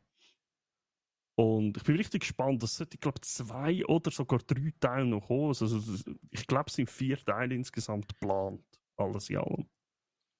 Ist das Werk, wo der Kevin Costner macht ja, oder hat ja bei Yellowstone mitgemacht? Mhm. Ein Zeitchen. Und jetzt hat er ja nicht mehr weggemacht, weil er irgendwie auch gesagt hat, hey, schau, das passt für mich nicht. Das ist das, was ich mal gelesen habe. Und er will selber wieder mal so einen richtigen Western machen. Bin mir jetzt nicht mehr sicher. Also, das, was man offiziell gehört hat bisher, ist, dass er bei Yellowstone gegangen ist, weil es finanziell nicht mehr gestimmt hat. Okay, oder so, ja. Er wäre dabei gewesen, nur zurückzukommen für eine neue Staffel und alles drum und dran, aber sie haben ihm weniger geboten als vorher in den vorherigen Staffeln. Okay. Darum hat Ja, er gesagt, gut, dann komme ich nicht mehr. Gut, ich bin mir jetzt dort nicht ganz sicher gewesen, ich weiss nur, dass was ich gehört habe, ist, er ist von Yellowstone weg und macht etwas Eigenes. Das stimmt, ja. Aber ich habe das Gefühl, also ich glaube nicht, dass Horizon der Grund ist, weil Yellowstone ist recht aktuell. Ich meine, es läuft jetzt gerade Teil 2 von der 5. Staffel, glaube ich. Irgendwie so. Mhm.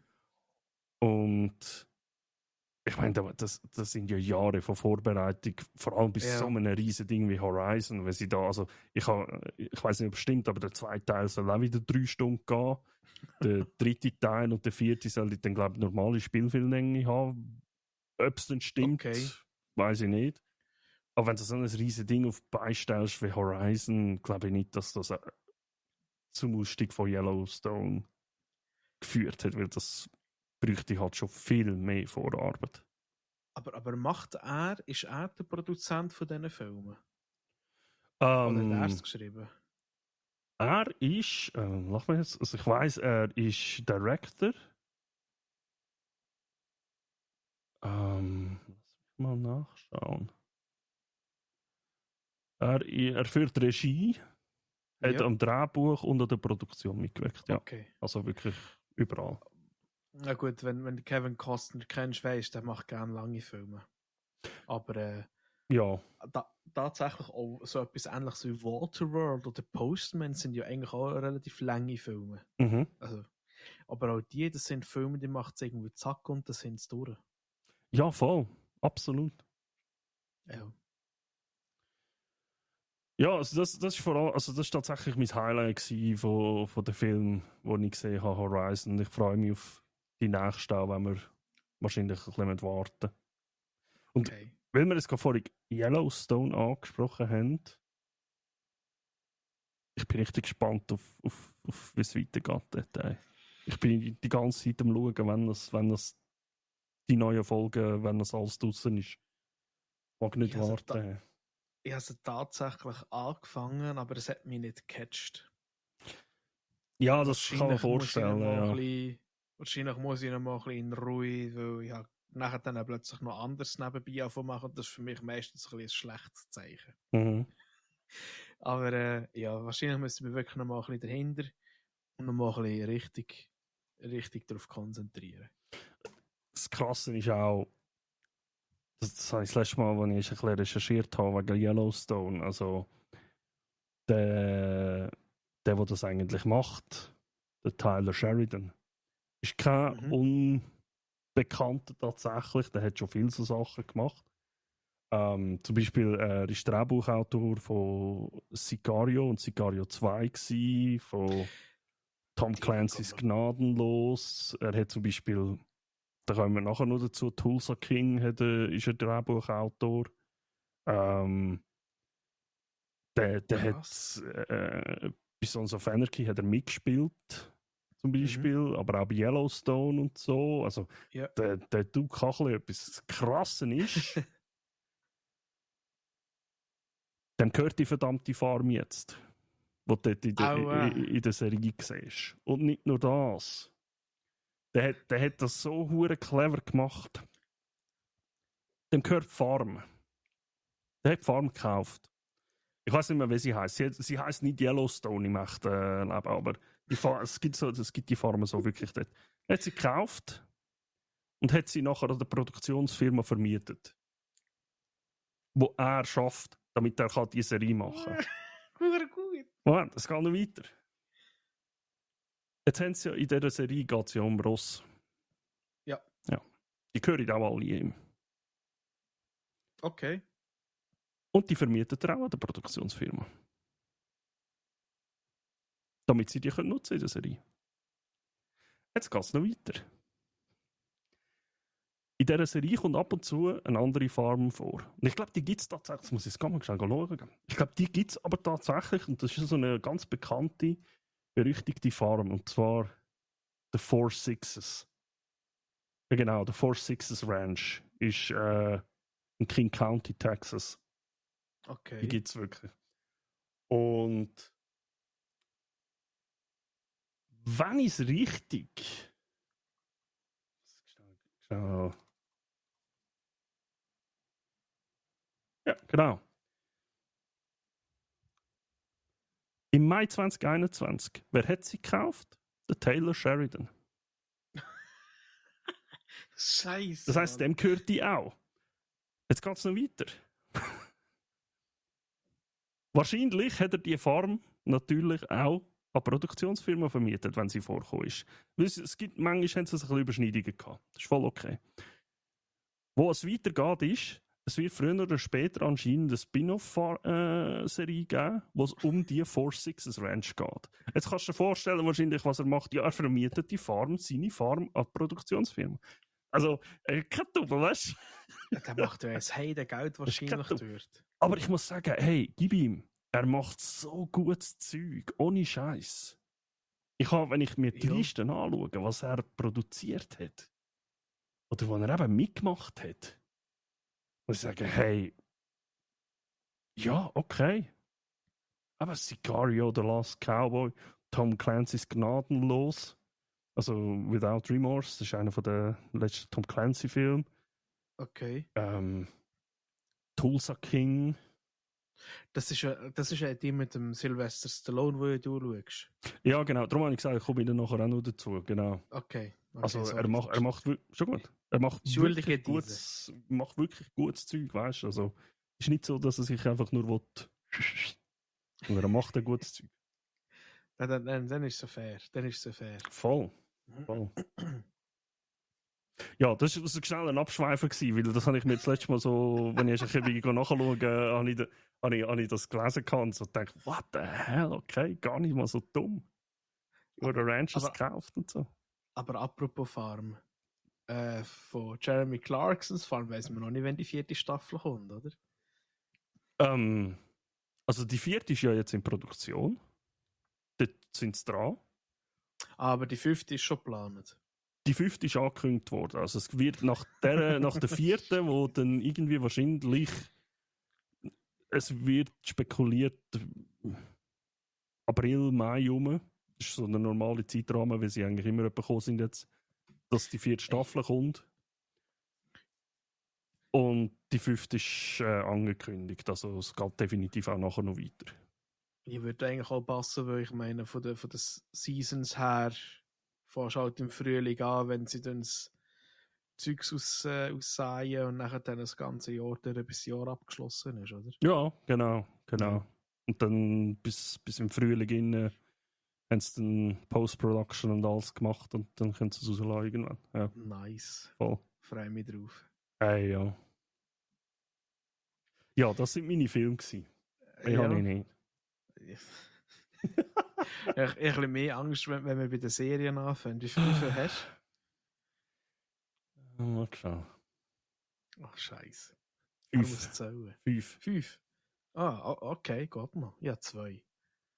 Okay, ja, fangen wir an. Okay. Ich fange zuerst mal mit der an, wo ich aktuell noch am Schauen bin. Und zwar, ich habe mich schon immer mal für die Serie Reacher interessiert. Die bin ich jetzt am Schauen, die erste Staffel. Sie macht mega Spaß zum Schauen.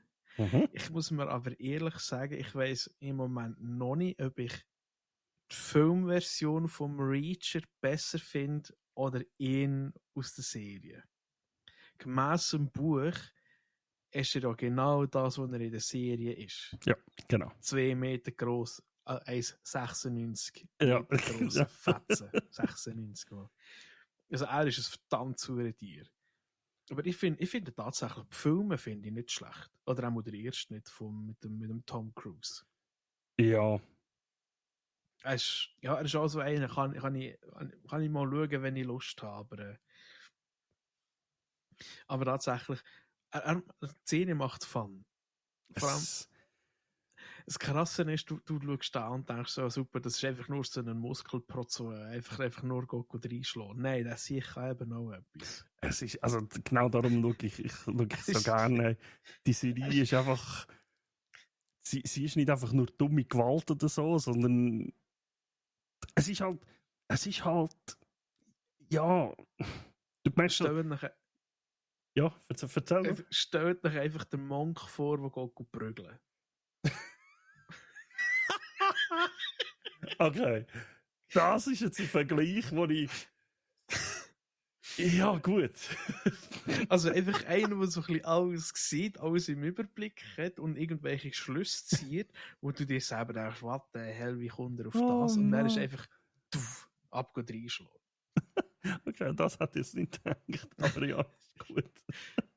Also, ich glaube, der beste Satz von der Serie finde ich immer noch, du hast wieder einen Auftrag, he? Du gehst viele Leute töten. Und er antwortet, ich bin schon dran. Aber dann bist du noch in der ersten Staffel, he? Ja. Aber die bin ich jetzt am Schauen nebenbei. Und ja, also die macht Fun. Die macht Fun zum Schauen. Ja, voll. Und jetzt komme ich zu einer Serie. Ich weiß nicht, ob du die kennst. Mein Bruder kommt plötzlich mit der für und sagt, hey, du musst unbedingt folgende Serie schauen auf Disney Plus. Oh yes. Mr. In Between. Mr. In Between. Ich glaube, die können auch nicht viel. Und die Serie, hey, das ist ein Achterbahnfahrt. Das ist von den die. Feelings. Die habe ich nie geschaut, tatsächlich. Ey, also erstens mal muss ich sagen, ich feiere es. Die Serie ist 3 Staffeln lang. An 8 oder 9 Folgen. Und jede Folge geht so 25 bis 30 Minuten. Und zwar handelt die von einem Typ, der Ray heisst er. Und er ist einfach einer, der so ein bisschen Drecksarbeit machen. Ob es jetzt ein Auftragsmord ist, Leichen beseitigen oder sonst irgendetwas. Und du tust den eigentlich begleiten durch seinen Alltag. Und es ist verdammt geil gemacht. Vor allem es passiert so viel Scheiß dort drinnen. Ja, aber ich will jetzt nicht so viel spoilern, aber es ist wirklich, vor allem, sie macht, eben, wie ich gesagt habe, es ist eine Achterbahn der Gefühle. Es ist, du lachst mega viel. Du hast Momente, wo du da hockst und dir selber so ein paar Fragen stellst. Zum Beispiel, es gibt eine ganz, ganz böse Folge, wo er er ist ein Auftragsmörder in dem Sinn, also das muss man nicht irgendwie spoilern oder so, aber es gibt einen Moment, wo eine ihn interviewt und sagt, ja, findest du das nicht schlimm, wenn du jetzt einfach einen gehst umnieten? Und dann sagt er, wisst ihr was? ich bin ins Militär gegangen und nachher bin ich in den Krieg und habe dort Leute umgelassen und jetzt mache ich das Gleiche da und jetzt ist es einfach, also jetzt da interessiert es einfach alle, dass ich plötzlich Leute umlasse, aber dort, wo ich im Krieg war, hat es keinen Schwanz interessiert. Also nicht, dass es gut wäre, aber das sind so Momente, eben so Punkte, wo du einfach so da hockst und denkst so, what the fuck? Und das erwartest du von dieser Serie gar nicht. Und es gibt auch, in der zweiten Staffel gibt es auch einen Moment, wo ich haben müssen sagen, Alter, das ist hure deep. Also dort bin ich auch vor dem Bildschirm gehockt und haben mir Tränen müssen zurückgeben, weil es relativ heftig war. Und eben, er ist eigentlich ein Vater von einem Kind. Und dann mit der muss er auch irgendwie klarkommen und er ist geschieden und ja, halt das ganze Programm. Und irgendwie muss er das auch noch ein bisschen handeln, dass sie das alles irgendwie mitbekommen. Ich glaube, ich habe mal einen Ausschnitt gesehen von dieser Serie und habe mich dann noch gefragt, was ist. Zuerst habe ich gemeint, es sei ein Film. Und ich habe aber bis jetzt, du das gesagt, bis jetzt bin ich nachschauen, habe ich nicht gewusst, welche das ist, aber jetzt das ist die. Ich glaube, du meinst die mit dem Glasse. Ja, genau, richtig. Ja. Das sind einfach auch die ich gesehen habe und ich dachte, was ist das für eine Serie? Ja, voll. Und nachher mein Bruder hat sie gezeigt und ey, also wirklich, die kann ich jedem empfehlen. Es ist manchmal ein bisschen spezieller Humor, aber es ist lustig. Es ist wirklich so unter dem Motto, es hat auch Momente drin, wo er mit seinen Gegnern mega respektvoll umgeht. So unter dem Motto, dass das hast so ein Feeling hast bei Band of Brothers heisst es, glaube ich, die Serie vom Zweiten Weltkrieg, wo du die Leute siehst, wo der eine plötzlich sagt, also, warum hast du keine Angst, dass du stirbst? Dann sagt er, schau, ich bin ein Soldat. Entweder überlebe ich oder ich sterbe, aber wenn du Soldat bist, dann musst du halt damit rechnen, dass du halt, halt stirbst. Das ist dein Job eigentlich. Und genau das auch haben sie auch dort. Da sagt der eine auch, also lädt der eine dumm und dann sagt er, Scheiße, wenn ich doch jetzt nur die 30.000 Stutz gezahlt hätte, wäre es nie so weit gekommen. Und dann tun sie ganz normal miteinander diskutieren. Vorher haben sie aufeinander geschossen. Und am Schluss ganz respektvoll sagt er, du, ich bin übrigens der Ray und der andere sagt seinen Namen auch und dann liegt er ab. Wirklich, das hat so Momente drin, wo einfach denkst so, okay, das ist mega gut, das ist mega. Ja, das sind die zwei Serien und wirklich Mr. In Between ist definitiv ein Highlight von mir das Jahr. Okay. Ja, muss ich mir dann mal auf die Liste knallen. Jetzt muss ich mir wieder Haufen Sachen von dir auflisten. Ich weiss es jetzt schon. Also wenn es zwischendurch mal klickt, ist es meine Tastatur. Also ich mache es nicht überall so ausführlich. Entschuldigung, ja. Ich probiere es auf so ein, zwei Serien ein bisschen zu begrenzen schlussendlich. Ich fange mal bei der schlechtesten an, die ich geschaut habe. Und zwar ist das Agatha All Along gewesen. Jetzt habe ich aber das L zu viel. Agatha All Along heisst sie auf Englisch. Ich weiß nicht, ob es einen deutschen Titel gibt. Ist eine Marvel-Serie. Und da geht es um Agatha Harkness, wo im Zusammenhang mit WandaVision auftaucht ist. Ist ein Hex. Okay. Ja. Ebenfalls. Und ja, es geht halt wirklich so ein bisschen um sie, was mit ihr nach WandaVision passiert ist und so. Und sie hat ihre Macht verloren und bla bla bla. Und dann geht es darum, dass sie dann wieder finden und so weiter. Es hat an und für sich bisher, was heisst bisher, ich weiß gar nicht, ob es dann irgendwann weitergeht, hat recht wenig Zusammenhang schon mit dem MCU. Obwohl es ja eigentlich eben WandaVision mit dem halt als irgendwelche zu tun hat. Jetzt wenig Zusammenhang gehabt, aber braucht es auch nicht. Das ist eine okay Serie. Ist jetzt nichts Weltbewegendes. Ist jetzt auch nicht etwas vom Schlechtesten, was man mal auf den Markt gerührt hat bisher. Aber hat es nicht gebraucht. Ist aber okay, zum mal schnell drüber schauen. Ist nicht so lang. Also, es gar nicht mehr, wie viele Folgen es hat. Dann muss ich überlegen, weil es die zweitschlechteste war, kommen wir eigentlich beide fast. Habe ich Raised by Wolves geschaut, Staffel 2. Endlich mal richtig weitergeschaut. Ich habe die vor Ewigkeiten mal angefangen. Die ist, glaube ich, recht psychisch, oder nicht? Es ist nicht, ja, psychisch. Es ist nicht ohne. Also Staffel 1 eher, ja, die geht eher in meinem Kopf, aber Staffel 2 weniger. Ich finde es immer noch ein mega interessantes Worldbuilding. Also das Ganze von wegen mit der Menschheit und so und drum und dran. Es ist noch recht interessant. Halt auch die Schauspieler, eben der Travis Fimmel. Mega guter Schauspieler halt. Ich liebe den. Das ist der von Vikings, gell? Ja, der Ragnar. Ja. Er hat tatsächlich manchmal, aber ich glaube, das ist einfach so sein Typ, weil wenn ich schon Videos von dem Dude gesehen habe, also der hat ja eine eigene Biermarke, glaube ich, in Australien. Er ist, glaube ich, Australier oder so. Der hat, glaube ich, eine eigene Biermarke. Du musst mal auf YouTube irgendwie Videos oder Interviews mit dem schauen. Da meinst du manchmal, der ist einfach dauerbesoffen oder so. Aber ich glaube, der Typ ist einfach so. Weißt du, das Tragische ist an dem Mensch? Er wird seit Jahren in einem Comedy-Film mitmachen. Aber niemand nimmt ihn, weil er so ernst aussieht. Ja, aber wenn du dann schaust, dann schaust Vikings oder Raised by Wolves und denkst, Alter, du bist einfach eine Komödie, wenn du nur rumlaufst. Ja, Also, aber weißt, niemand nimmt ihn weg. Ja, wirklich. Nein, ich schaue ihm mega gerne zu. Er ist ein mega interessanter Schauspieler. Aber du merkst halt einfach so gewisse Sachen. Wenn ich jetzt Raised by Wolves geschaut habe, habe ich immer wieder gedacht, Alter, jetzt spielt er wieder den Ragnar. Einfach so manchmal wie so einen Flick am Kopf ab. Also so denkst du, Alter, was läuft jetzt mit dir?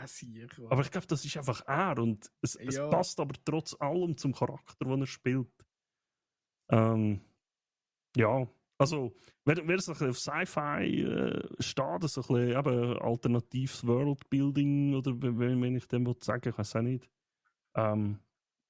Es hat vielleicht so ein bisschen Dune-Vibes, aber so Menschheit, aber halt nicht einfach so Menschheit auf der Erde und so, sondern an einem anderen Ort und so weiter und so fort. Lohnt sich vielleicht mal reinzuschauen. Fun Fact: Der Regisseur von Raised by Wolves ist ein Schweizer aus Luzern. Oh, krass. Und, das habe ich jetzt erst nachher herausgefunden, der hat tatsächlich schon an vielen anderen krassen Projekten mitgearbeitet, zum Beispiel For All Mankind, bei Jack Ryan, also Tom Clancy's Jack Ryan bei dieser Serie, oder auch Sie, Reich der Blinden, mit dem Jason Momoa hat er mitgearbeitet. Also, not bad. Das ist der Lukas Ettlin, heisst er. Siehst du, Ich habe nur schon... Namen. Ettlin, ja, glaube schon, ja. Ich habe den Namen gesehen auf der Liste und dachte, das klingt irgendwie nicht amerikanisch oder so. Dann bin ich nachschauen. Tatsächlich ist ein Luzern. Aber ist das die zweite Staffel? Ich habe jetzt die zweite Staffel geschaut. Okay. Also der Travis Fimmel macht bei beiden mit.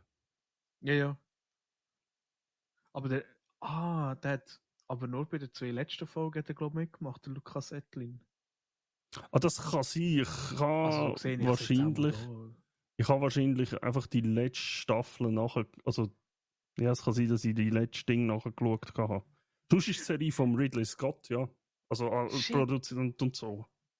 Der hat bei World Invasion Battle Los Angeles hat er Kamera gemacht. Er ist genau Kameramann, hat er auch Transformers und so, hat er glaube ich auch Kameramann gemacht und so. Ja. Battlestar Galactica. Stimmt, ja. Okay, bei den letzten 2 Folgen hat er die Regie gemacht. Tatsächlich, hast du recht, ja. Habe ich vielleicht die letzte Folge angeschaut. Texas Chainsaw Massacre hat er auch mitgemacht. Ja, ich glaube, zuerst war er wirklich sehr mehr so in der Kamera unterwegs gewesen, also Kameramann, ja, voll. Lukas Ettlin. Was viele ja auch nicht wissen. D- Wow. Ja, was? Da habe ich auch schon in Sachen gesehen. Schon. Ja, also, mir kommt auch sein Gesicht kommt mir bekannt vor. Ja. Hast du sicher ein Bier mit ihm genommen? Auch nicht. Entschuldigung, hat er Schon gut, schon gut. gehabt. Ja, dann, was so. Ja, nein, es ist doch ein bisschen besser als die anderen. Ich habe der Ark Staffel 2 geschaut. Ist recht frisch beendet. Geht, ja, was halt der Serientitel sagt, um einen Arche. Mehrere Archen. Also, die Erde ist kaputt, wir haben es geschafft. Game over. Es werden die Archen gestartet und so weiter. Aber in Staffel 1 fängt das Ganze schon an mit die Leute werden aufgeweckt und bla bla bla und so weiter. Und dann andere Archen und so weiter und so fort. Ich wollte da nicht vorgreifen, was jemand noch nicht geschaut hat, weil es ist wirklich eine gute Sci-Fi-Serie, aber, oder vielleicht, ja, und, es ist eine Low-Budget-Sci-Fi-Serie. Ich habe aber das Gefühl, man merkt es nicht wirklich an der Serie selber, sondern eher an den Schauspielern. Okay. Ist jetzt nicht mega schlecht, aber du merkst, es sind halt keine High-End, weiß ich was, Cast. Aber Low Budget. Aber es ist gut. Also es ist tatsächlich, wenn man über das kann hinweg schauen kann, und das kann man, finde ich, relativ gut bei dieser Serie, ähm, ist definitiv eine Empfehlung. Also wer so ein bisschen Star Trek, vielleicht so Stargate oder vor allem vielleicht so Stargate Universe gerne gehabt hat, ist tatsächlich eine Empfehlung, den Arc zu schauen. Aber Staffel 2 ist jetzt gerade fertig. Ja, es steht auch schon etwas von Staffel 3. Ja, ich weiß es aber nicht, weil das ist aber das Interessante daran. Staffel 2 endet mit dem eigentlichen Ziel von der Arche. Mhm. Lädt aber schlussendlich, es ist nicht einfach, okay, wir sind jetzt da, es ist fertig, sondern es geht dann ein bisschen weiter und es lädt Raum offen für eine weitere Staffel oder vielleicht sogar für eine anschließende Serie, ein Spin-off oder so. Okay. Wird man sehen. Es wär cool. Vor allem das, was sie dort so, sie haben halt wirklich so einen Cliffhanger am Schluss. Und da bin ich gerade hibbelig geworden, muss ich ganz ehrlich sagen. Ich habe gedacht, oh, Kollege, das darf ich nicht machen, jetzt wollen wir aber liefern. Ja. Das ist, also wer Sci-Fi mag, das ist definitiv eine Empfehlung. The Ark. The Ark, genau. Dann, wie vorhin erwähnt, ich habe Tulsa King geschaut, Staffel 2. Ist wirklich eine super Serie, auch jetzt noch, auch Staffel 2. Ich habe das Gefühl, es ist nicht ganz so stark wie Staffel 1, aber ich habe das Gefühl, das hat mehr damit zu tun, dass halt all die Charaktere in Staffel 1 vorgestellt werden und die ganze Geschichte vorgestellt wird und das halt einfach viel mehr Fleisch dran hat, vor allem am Anfang gerade. Und jetzt wird es halt einfach geht es halt einfach weiter. Es ist trotz allem sehr sehenswert. Es tut jetzt der ganzen Serie nichts ab. Und es hat einfach, auch wenn sie heute spielt, der Stallone als alter Mafiosi eigentlich, das gibt ihm einfach so den gewissen Charme. Ich finde das super geil. Ohne Scheiß. Alle halt, ja, wir sind jetzt in der neuen Zeit und so, und er hat immer noch so eine Brille, fette Klunker an der Hand, weißt, schön Anzug, er lässt sich chauffieren und so, und hat wirklich so der alte Mafia-Dude. Und ich finde das mega gut gespielt, hey. Richtig, richtig geil. Vor allem, ich muss auch sagen, es steht ihm, so einen Anzug anzuhaben. Absolut, voll.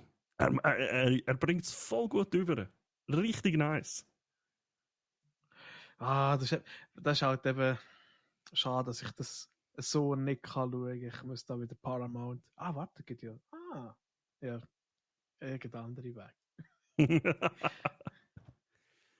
ähm, Und dann eine, ich habe das Gefühl, die wirst vielleicht auch du noch schauen. Darum, ich tue es sicher nicht spoilern, gross.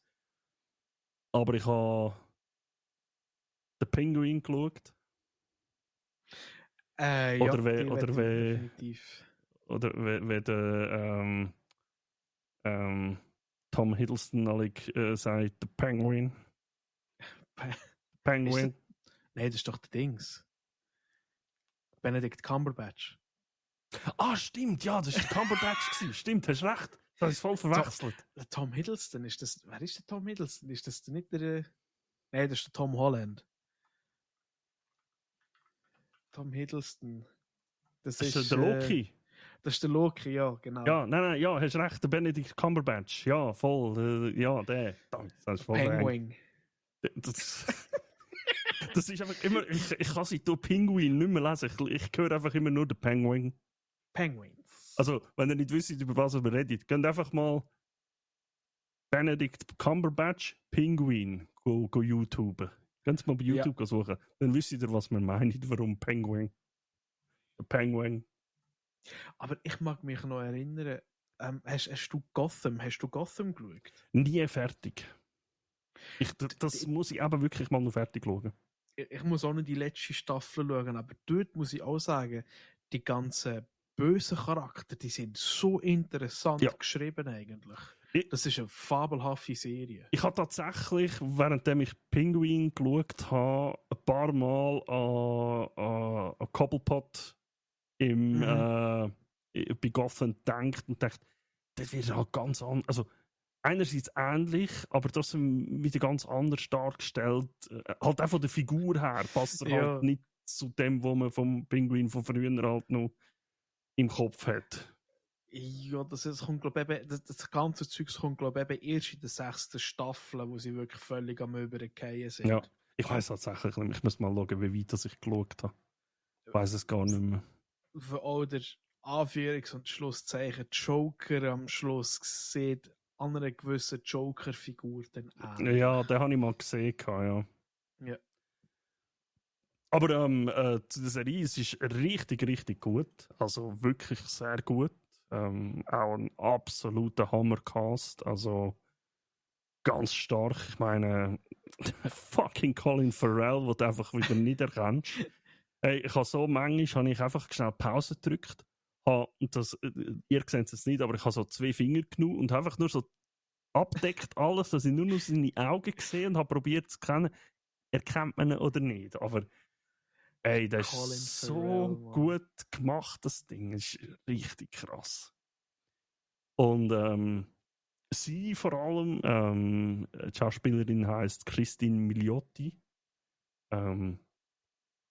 Absolut grandios. Also wie sie die Gegenspielerin eigentlich spielt, hey, mega gut. Also richtig krass. Für die es nicht kennen, sie kennen sie wahrscheinlich mehr aus How I Met Your Mother. Ja, genau. Als The Mother. Genau, als Mother. Richtig. Krass. Das habe ich gar nicht gesehen, dass die mitspielt. Ja, und vor allem eben, sie hat eine Hauptrolle. Also es ist nicht einfach so ein Nebending. Also es ist richtig gut, wer sie spielt. Oh. Okay, ich weiss, wer sie spielt. Ja. Krass. Ist wirklich ganz gut.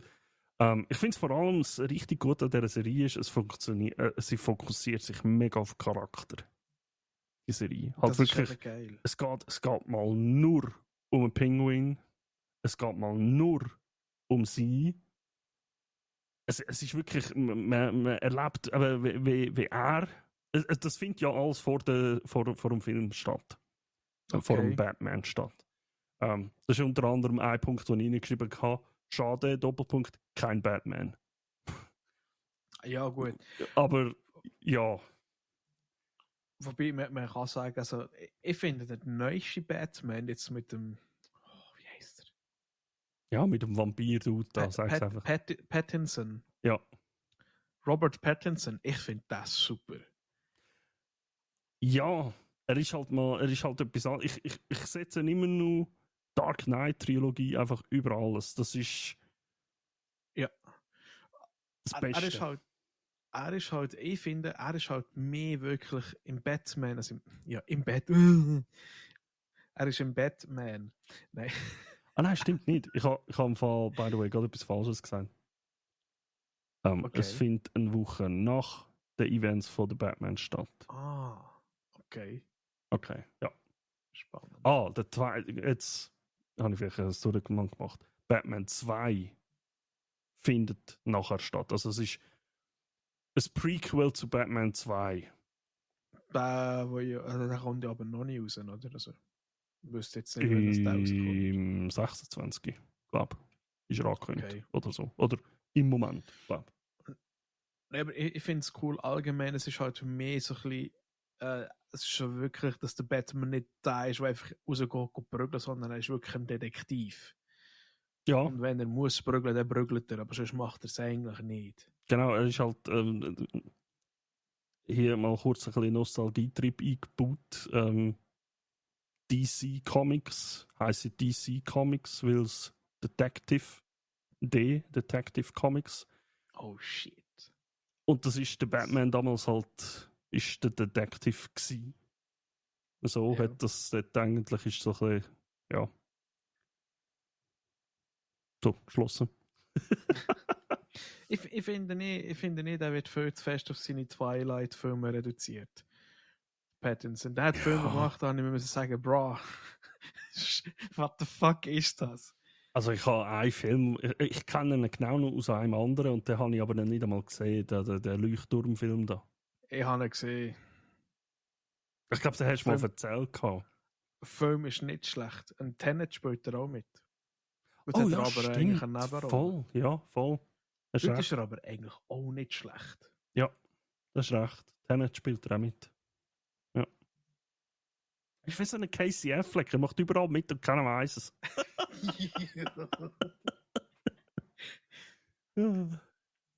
Ja, nein, das, also Pinguin, jeder, der den Batman gerne geschaut hat, Empfehlung, schau den. Ja, was? Stimmt, im The King hat er auch mitgemacht. Dort spielt er den französischen König. Also, Hast du den weiß ich Film gar nicht. gesehen? Ich glaube, ich habe den mal geschaut, aber Ja, also es ist eigentlich, ja, am Schluss spielt er einen Reiter, wo eigentlich sagen die zwei Könige, ja komm, wir kämpfen gegeneinander und sind zu ihm in so einem Schlamm catchen ihn. Also respektive, er kommt gar nicht bis zu einem hin, weil er so eine schwere Ritterrüstung anhat, er geht auch 2 Meter, geht er auf die Schnur. Ah. Ja. Ja, nein, das sind meine Serien gewesen, tatsächlich. Tönt noch wenig, aber ist doch einiges gewesen. Einiges können durchschauen. Und voll, das habe ich ja gar nicht aufgeschrieben. Warte mal, das muss ich gerade schnell kontrollieren. Also in dem Moment, wo du das suchst, ich Ja. habe noch einen anderen, wo er mitmacht. Oh, Von einer jetzt. Filmreihe, die wir heute Abend noch schnell geredet haben. Stimmt, ja, nein, er stimmt. Er hat ja bei Ding mitgemacht. Wie Harry Potter und der Feuerkelch. Ja. Er ist der Erste, der stirbt. Ja, voll. Stimmt. Er hat den besten Tod, wo er rauskommt und die ganze Musik spielt und hure fröhlich und er liegt tot am Boden und die Musik Stimmt. spielt hinterher. Dort hat er auch mitgemacht, einen kurzen Moment. Ja. Nein, ich habe es geschafft, mal wieder eine Star Trek-Serie zu beenden. Ich bin fertig mit Deep Space Nine, Staffel 7. Hätte ich etwas gebraucht, aber es ist durch. Ist ein recht interessantes Ende, muss ich sagen. Ich habe es, glaube ich, das letzte Mal gesagt, ich bin gespannt, wie sie endet. Und sie hat so ein bisschen so geendet, wenn ich es gedacht habe, aber trotzdem auch nicht. Es sind tatsächlich Charaktere eigentlich... ja, ein Charakter ist gestorben am Schluss, wo dann die Serie geendet hat, wo ich eigentlich dachte, Oli, okay, krass, dass sie das gemacht haben. Hast du gedacht, man noch durchweisen? Ja, er hat halt einfach, also ich meine, also das ist jetzt kein Spoiler, die Serie ist uralt, also wenn ich jetzt spoilere, sind ihr selber schuld. Eigentlich der Hauptprotagonist, der Captain, der Commander von der Station, von der Sternenflotte, ist eigentlich Es geht ja in dieser Serie bei Deep Space Nine auch um das Wurmloch und um die Wurmlochwesen, die ihn eigentlich als Abgesandten auserkoren haben. Es ist ja nachher eine ganze Religion dahinter, die dann auf dem Planet Bajor er eigentlich wie so als Prophet angeschaut wird. Und über die ganze Serie hinweg hadert es immer so ein bisschen, ja, ist es jetzt oder ist es nicht? Ist es einfach so ein religiöser Quatsch? Aber ist es vielleicht doch? Und er ist halt am Schluss effektiv, kannst du eigentlich so sagen, er opfert sich, um nachher das Ganze gerade zu biegen wieder. Also, dass alles gut ist, okay ist. Und er ist am Schluss tot. Respektive, man weiß nicht so recht, ist er tot oder nicht, weil er ist halt bei diesen Wurmlochwesen, also eben bei den Göttern eigentlich. Okay. Es ist noch, also wirklich noch, es hätte ich nie gedacht, dass sie den Hauptcharakter so davon gehen. Eigentlich. Das ist noch heftig. Das ist aber eben das Geile daran, weil du nicht damit gerechnet hast. Hey, absolut, voll. Voll im Fall. Absolut. Die habe ich fertig geschaut. Das ist nicht ohne gewesen, ich sag's mal so. Ich meine, Star Trek. Warte mal, Deep Space Nine. Da reden wir von einer reinen Laufzeit, wenn ich das richtig sehe da. Also es sind 176 Episoden. Nur Deep Space Nine. 176. 176 Episoden. Eine Laufzeit von etwa 5 Tagen, schreibe ich jetzt da. Das ist eigentlich schon krass. Das ist verdammt heftig. Ist einfach so, eigentlich hast du einfach so 5 Tage damit verbracht, Einfach nur zu schauen. Einfach nur schauen. Nichts machen, einfach nur schauen. Also man muss natürlich sagen, die Episoden gehen meistens so plus minus 45 Minuten, weil es halt immer jemand sind. Also. Ja. Aber auch, weißt du, also ich tue mir da am Schluss erst, zum Glück tracke ich das automatisch über mein Tool, wo ich die Serie schaue. Nimm mich Wunder, wie viel alles in allem sind, weil Star Trek Voyager ist auch 172 Episoden.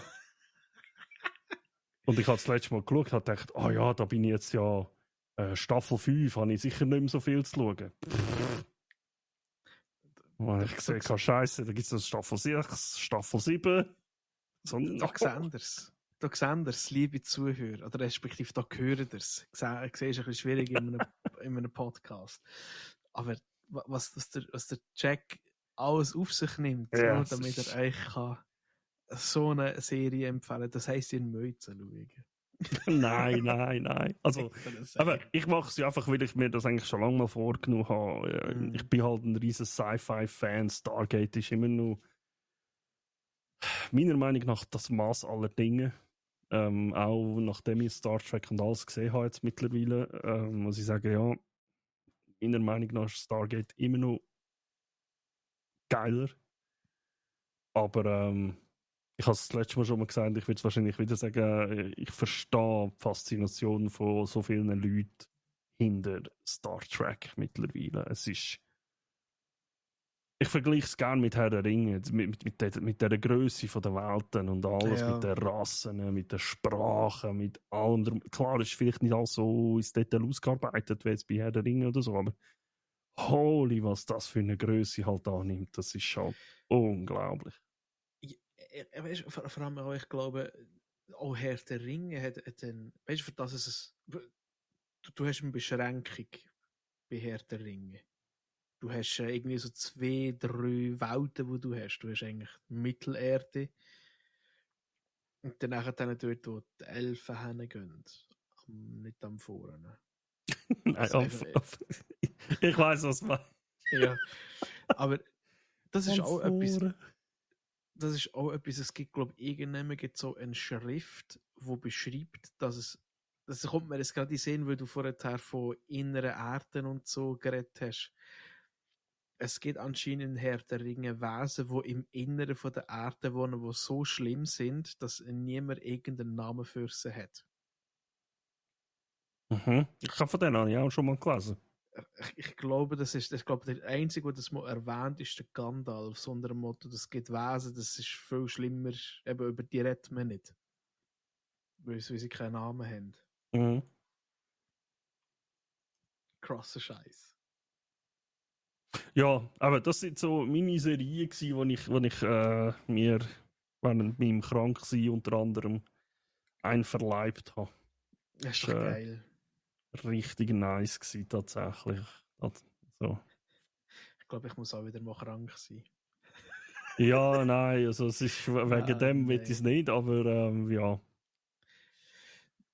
Ich glaube, ich werd meine 2 Wochen Ferien dann ein bisschen ausnutzen, eben um so Zeugs nachzuschauen. Weil es ist gleich wie mit Videospielen, es wird immer wie länger die hure Pile of Shame, aber du bringst sie einfach nicht weg. Darum, ich habe mir jetzt ein bisschen vorgenommen, ich schaue so am Abend sicher 1, 2 Folgen von einer Serie. Einfach so, einerseits kann ich gut runterfahren, manchmal mit dem, manchmal auch nicht. Gestern wieder so einen Mhm. Fehler gemacht. Wieder eine Serie, also eine neue Staffel von einer Serie angefangen. Da können wir das nächste Mal drüber reden. Ich habe zwar das letzte Mal schon drüber geredet. Aber das, ja, vielleicht bin ich jetzt in der Ja. zweitletzten Folge. Ein Fluch gewesen. Ja, es ist halt schon so, und je nachdem, willst du schon etwas anderes machen. Ich bin ja momentan, wo ich mich sehr darauf freue. Am Sonntag haben wir, also am 8. Dezember, haben wir, da haben wir ein riesen Chaos, weil ich darf den DM machen, Dungeon Master für eine Pen and Paper Runde mit dem lieben Blackjack, der dabei ist. Sind meine, Er hat schon mal die Würfel, sind meine okay. Metallwürfel gewesen. Der Squanchi, der Troy und der Techie sind dabei. Ich freue mich richtig drauf. Und Ich auch. ich habe so einen Blackjack schon vorher gesagt. Eigentlich ist es nur ein One-Shot und ein One-Shot geht so 4 bis 6 Stunden. Im Normalfall. Im Normalfall. Ich habe schon wieder eine Story geschrieben, wo ein fucking Buch daraus schreiben es, das ist so schlimm. Weißt du, eigentlich sollte ich Sachen schreiben, wo eigentlich dort innen vorkommen. Aber nachher hockst du dort und ich weiss jetzt schon, alles das, was ich vorbereite, wird einfach nur für ein Ass sein, weil ich weiss genau, vor allem du wirst mich einfach Was? herausfordern. Ich weiss es, du wirst mich einfach herausfordern. Doch gar Aber ich nicht. finde das eben geil. Weil da hockst du dort und dann merkst du so, eigentlich scheißegal, was du vorbereitest. Die Story schreibt sich dann von selber. Ja. Ja. Nein, da freue ich mich auch drauf. Voll, Ja. jetzt ein bisschen D&D-Abstinenz tatsächlich gehabt. Darum bin ich sehr gespannt, was für ein Weihnachtsmärchen im Haus da auftischst. Vor Also, allem, ich muss noch üben, die Charakternamen auszusprechen. das ist aber, da haben wir so Mühe gegeben. Also wirklich alle Charaktere, die ich bis jetzt bekommen habe. Einer fehlt mir noch. Ja. Die sind richtig geil. Haben richtig geile Backstories. Das ist Cool. wirklich geil. Ja. Hörst du mich noch? Okay, jetzt ist er wieder da. Okay. Ja, gerade vorher auch jetzt gerade eine Meldung bekommen. Irgendwie. Aber ein Upload ist alles noch gut. Es läuft alles. Okay, also ich habe keine Meldung bekommen, du bist bei mir jetzt einfach während dem Reden flups weg gewesen. Okay. Ja, irgendetwas Aber sagen ja. Streaming, aber ist okay. Genau. Also eben, der hat richtig geile Charakter-Backstories. Ich bin so gespannt, was sich die anderen. Weißt, ich könnte mir so vorstellen, so eine Troy oder vor allem so eine Squanchy hat sich irgendwie so ein riesiges Ding aus den Fingern gezogen, weißt du? Voll. Also, ich habe mir schon Mühe gegeben. Ich habe mir Mühe gegeben, so eine Hintergrundgeschichte und so, etwas zusammenzustiefeln und alles.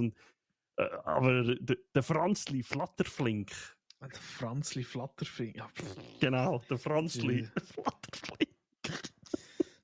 weißt du, also solches Zeug, das ist einfach nur Gold. Das ist einfach nur Gold. So gespannt, hey. Ja. Aber du bist gerade bei Games. Was hast du gespielt? Den Monat? Tatsächlich, ich habe ein Spiel fertig gespielt. Ich bin wirklich jetzt momentan dran, so ein bisschen meine Pile of Shame auch ein bisschen runterzubringen. Ich habe Iron Harvest habe ich fertig gespielt. Okay.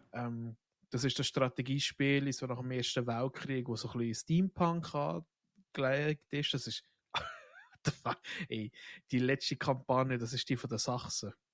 Mhm. Das spielst die Deutschen, das alte. Hauptsache Granaten reinwerfen.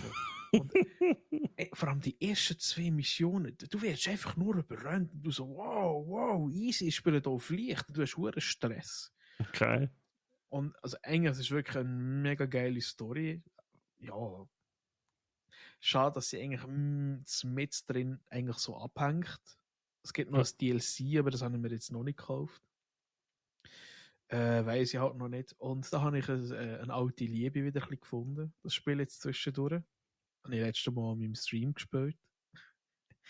Heißt There Are Billions.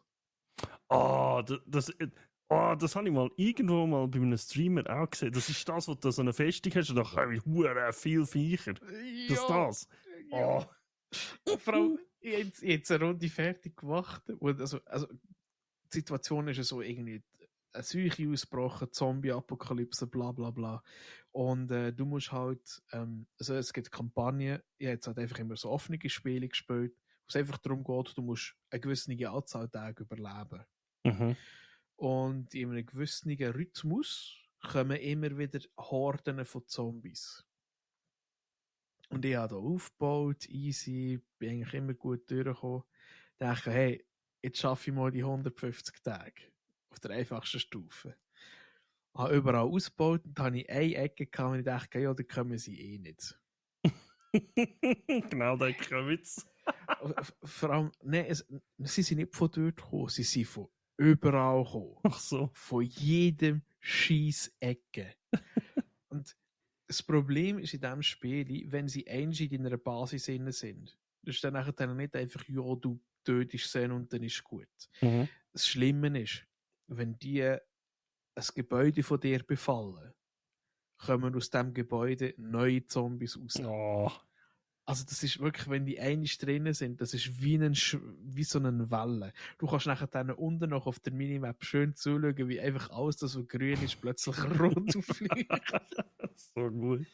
Aber es ist mega entspannend eigentlich, es ist mega easy und so und ja, und einfach strategisch so ein bisschen versichert gegen Zombie-Horden. Dass nicht immer musst irgendwie PvP machen oder so und Herausforderungen hast du genug. Okay. Da habe ich tatsächlich noch, für die mich kennen, ich habe sehr gerne als Jugendliche oder auch jetzt noch, habe ich gerne Advanced Wars gespielt. Und ich habe dort einen YouTube-Channel, den ich öfters mal schaue und der hat jetzt eigentlich ein Advanced Wars Spiel gefunden auf Steam, auf dem PC ist und das heißt Warside. Das ist eigentlich wie so ein wie soll ich sagen, du hast deine Armee, der Gegner hat seine Armee und da tut ihr eigentlich immer nacheinander tut ihr eure Figuren bewegen, tut angreifen, tut Sachen einnehmen und da bin ich mal ganz gespannt, wie das ist, weil auch das hat eine recht hohe Schwierigkeitsstufe, finde ich. Also hohe. Ich bin einfach nicht ich sage, weiß auch nicht. Sie ist schon wieder bei Steile fucking 2 Lernkurve. Stunden. Ja, genau. Sie ist auch schon wieder bei fucking 2 Stunden. Und bevor ich mit dem letzten anfange, möchte ich dich zuerst fragen, was hast du gespielt? Nicht viel tatsächlich. Ich habe heute mal reingeschaut und dachte, wirklich nicht viel gespielt. Also, bevor ich mit dem einen anfange, ich habe wieder ein Star Citizen reingeschaut. Leider ein bisschen ein enttäuschender Monat gewesen. Es hat viel nicht funktioniert. Das ist einerseits zu danken an dem Ingame-Event. Das hat man auch gewusst, dass das wahrscheinlich wieder so wird. Wie jedes Jahr, also im November findet die Intergalactic Aerospace Expo statt, wo sie über eine Woche lang verschiedene Hersteller dort haben, wo die Leute dann, also die Spieler können die all die Schiffe anschauen und vor allem auch können mieten und kostenlos können ausprobieren, dann Schiffe, die sie halt schon nie haben, wo man schon nie kann fliegen gross. Und was CIG halt dort immer macht, und das hat mich jetzt in diesem Monat halt wirklich mal so richtig aufgeregt. Wenn sie es nicht nur mit irgendeinem grösseren Patch kombinieren, was das mal doch nicht wirklich gemacht haben, der Patch ist schon früh genug gekommen, kombinieren sie es mit einem Free-Fly-Event, sprich jeder Spieler, jeder, der es noch nie gespielt hat, kann es spielen. Was ja eigentlich an und für sich ja okay ist, so ein Event. Das Problem ist aber, und das wissen jetzt seit Jahr und Jahr und Jahr es ist einfach nachher für die Zeit einfach fast nicht spielbar, weil es halt so viele Leute im Moment rum hat, wo man halt einfach merkt, ohne das Server-Meshing kommen die Server einfach noch nicht wirklich hinten nach. Ja. Und du hast halt viele Spieler, die nicht wissen, was sie machen, die vielleicht irgendwie einfach Sachen ausprobieren, was ja auch völlig okay ist. Für das ist es ja genau da, dass die Leute gratis ausprobieren können. Es führt halt aber dazu, dass die Server halt überlastet werden, je nachdem abstürzen, nicht gut laufen. Und ich habe im Stream spielen, ich habe mich so aufgeregt, ich bin raus. Es ist selten, dass das passiert. Aber dort hat es mir abgeschaltet, bin ich nachher noch WoW spielen tatsächlich. Bin ich so scheiße drauf gewesen nachher. Das vergiss es. Das sind sicher auch die, ich glaube, ich weiß, was das richtige Problem ist. Das sind alles die Doktoranzüge, die im Spital rumliegen, weil sie immer wieder sterben. Ja, auch, ja. Auch, absolut. Das ist so kaputt, ey. Was ich aber dafür mal ausprobieren können, und zwar, ja, es ist jetzt vielleicht ein bisschen viel Star Citizen für die einen, aber Star Citizen hat im Moment für die ersten paar Leute, und ich gehöre zum Glück auch dazu, die können so eine spezielle Testversion, die sogenannte EPTU, können sie ausprobieren.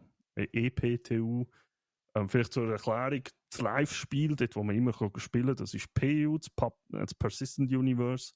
PTU, das ist eigentlich der Testserver, Persistent Test Universe.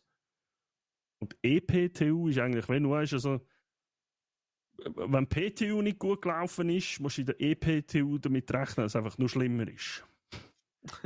Und die ist meistens auch nur für sehr wenige Leute zugänglich. Wirklich, sie haben so eine ausgewählte Gruppe, die sogenannten Evocatis. Im Community-Umgangssprachlich nennt man die auch Avocados. Zum Glück nicht Evox. Nein, aber ich habe wirklich die Avocados. Das sind immer die als allererstes von den Spielern Zugriff auf die ersten Patches haben. Und die sind da wirklich nur dazu da, zum Fehler zu finden. Und auch wirklich provozieren. Das sind die unspielbarsten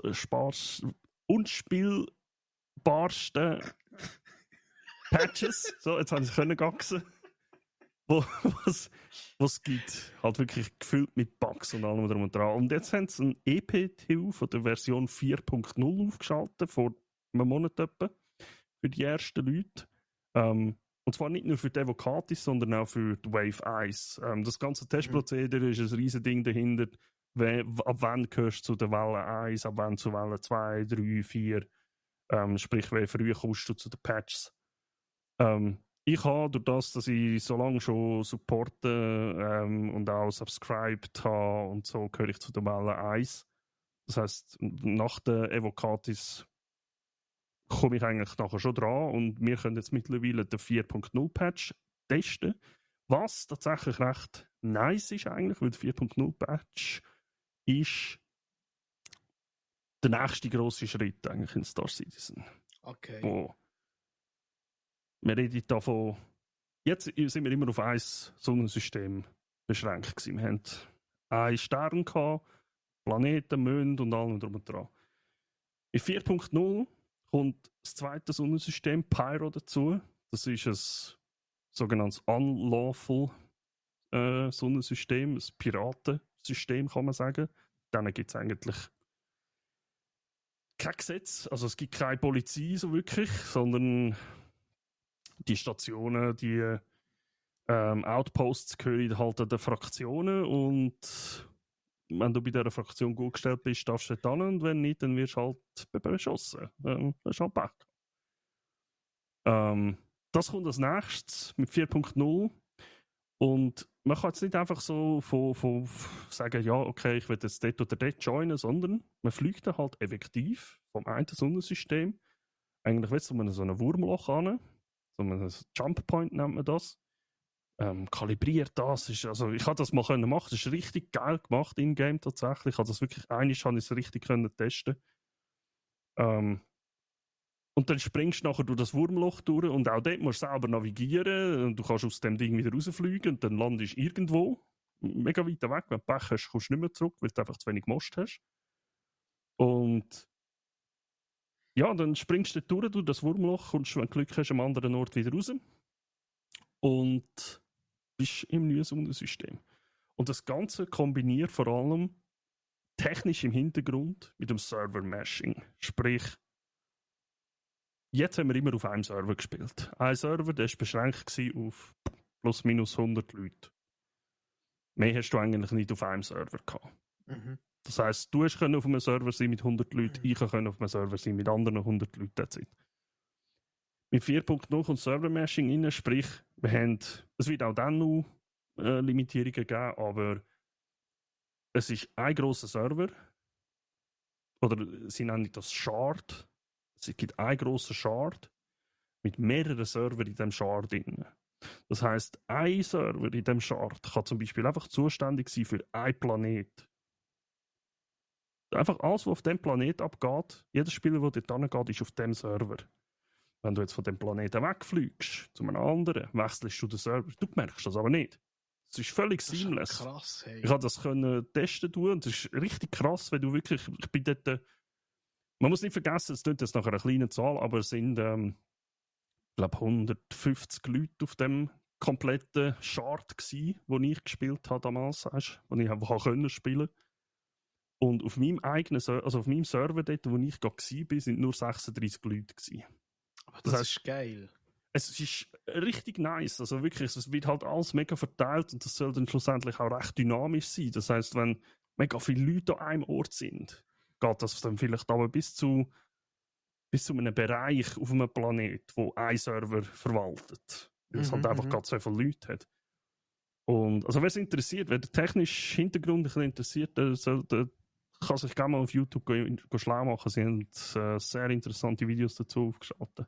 Und das gehört zu dem grossen 4.0 Patch, wo sie jetzt wirklich seit 2 Monaten oder fast noch mehr jetzt wirklich intensiv am Testen sind. Weil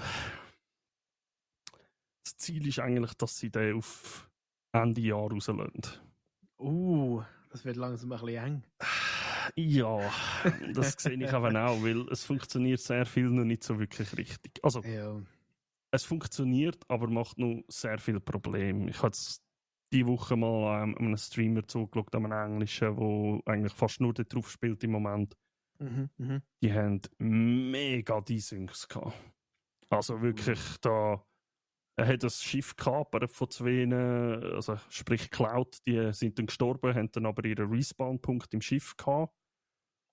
Und er ist eigentlich dann nur im Gang gestanden und hat gewartet, bis die wieder kommen, dass er es killen kann. Er hat aber eigentlich, also hat das nicht extra gemacht, er hat eigentlich mit ihnen reden, aber sie haben dann halt selber auch probiert zu töten. Ja. Aber sie haben natürlich müssen zu ihren Leichen kommen.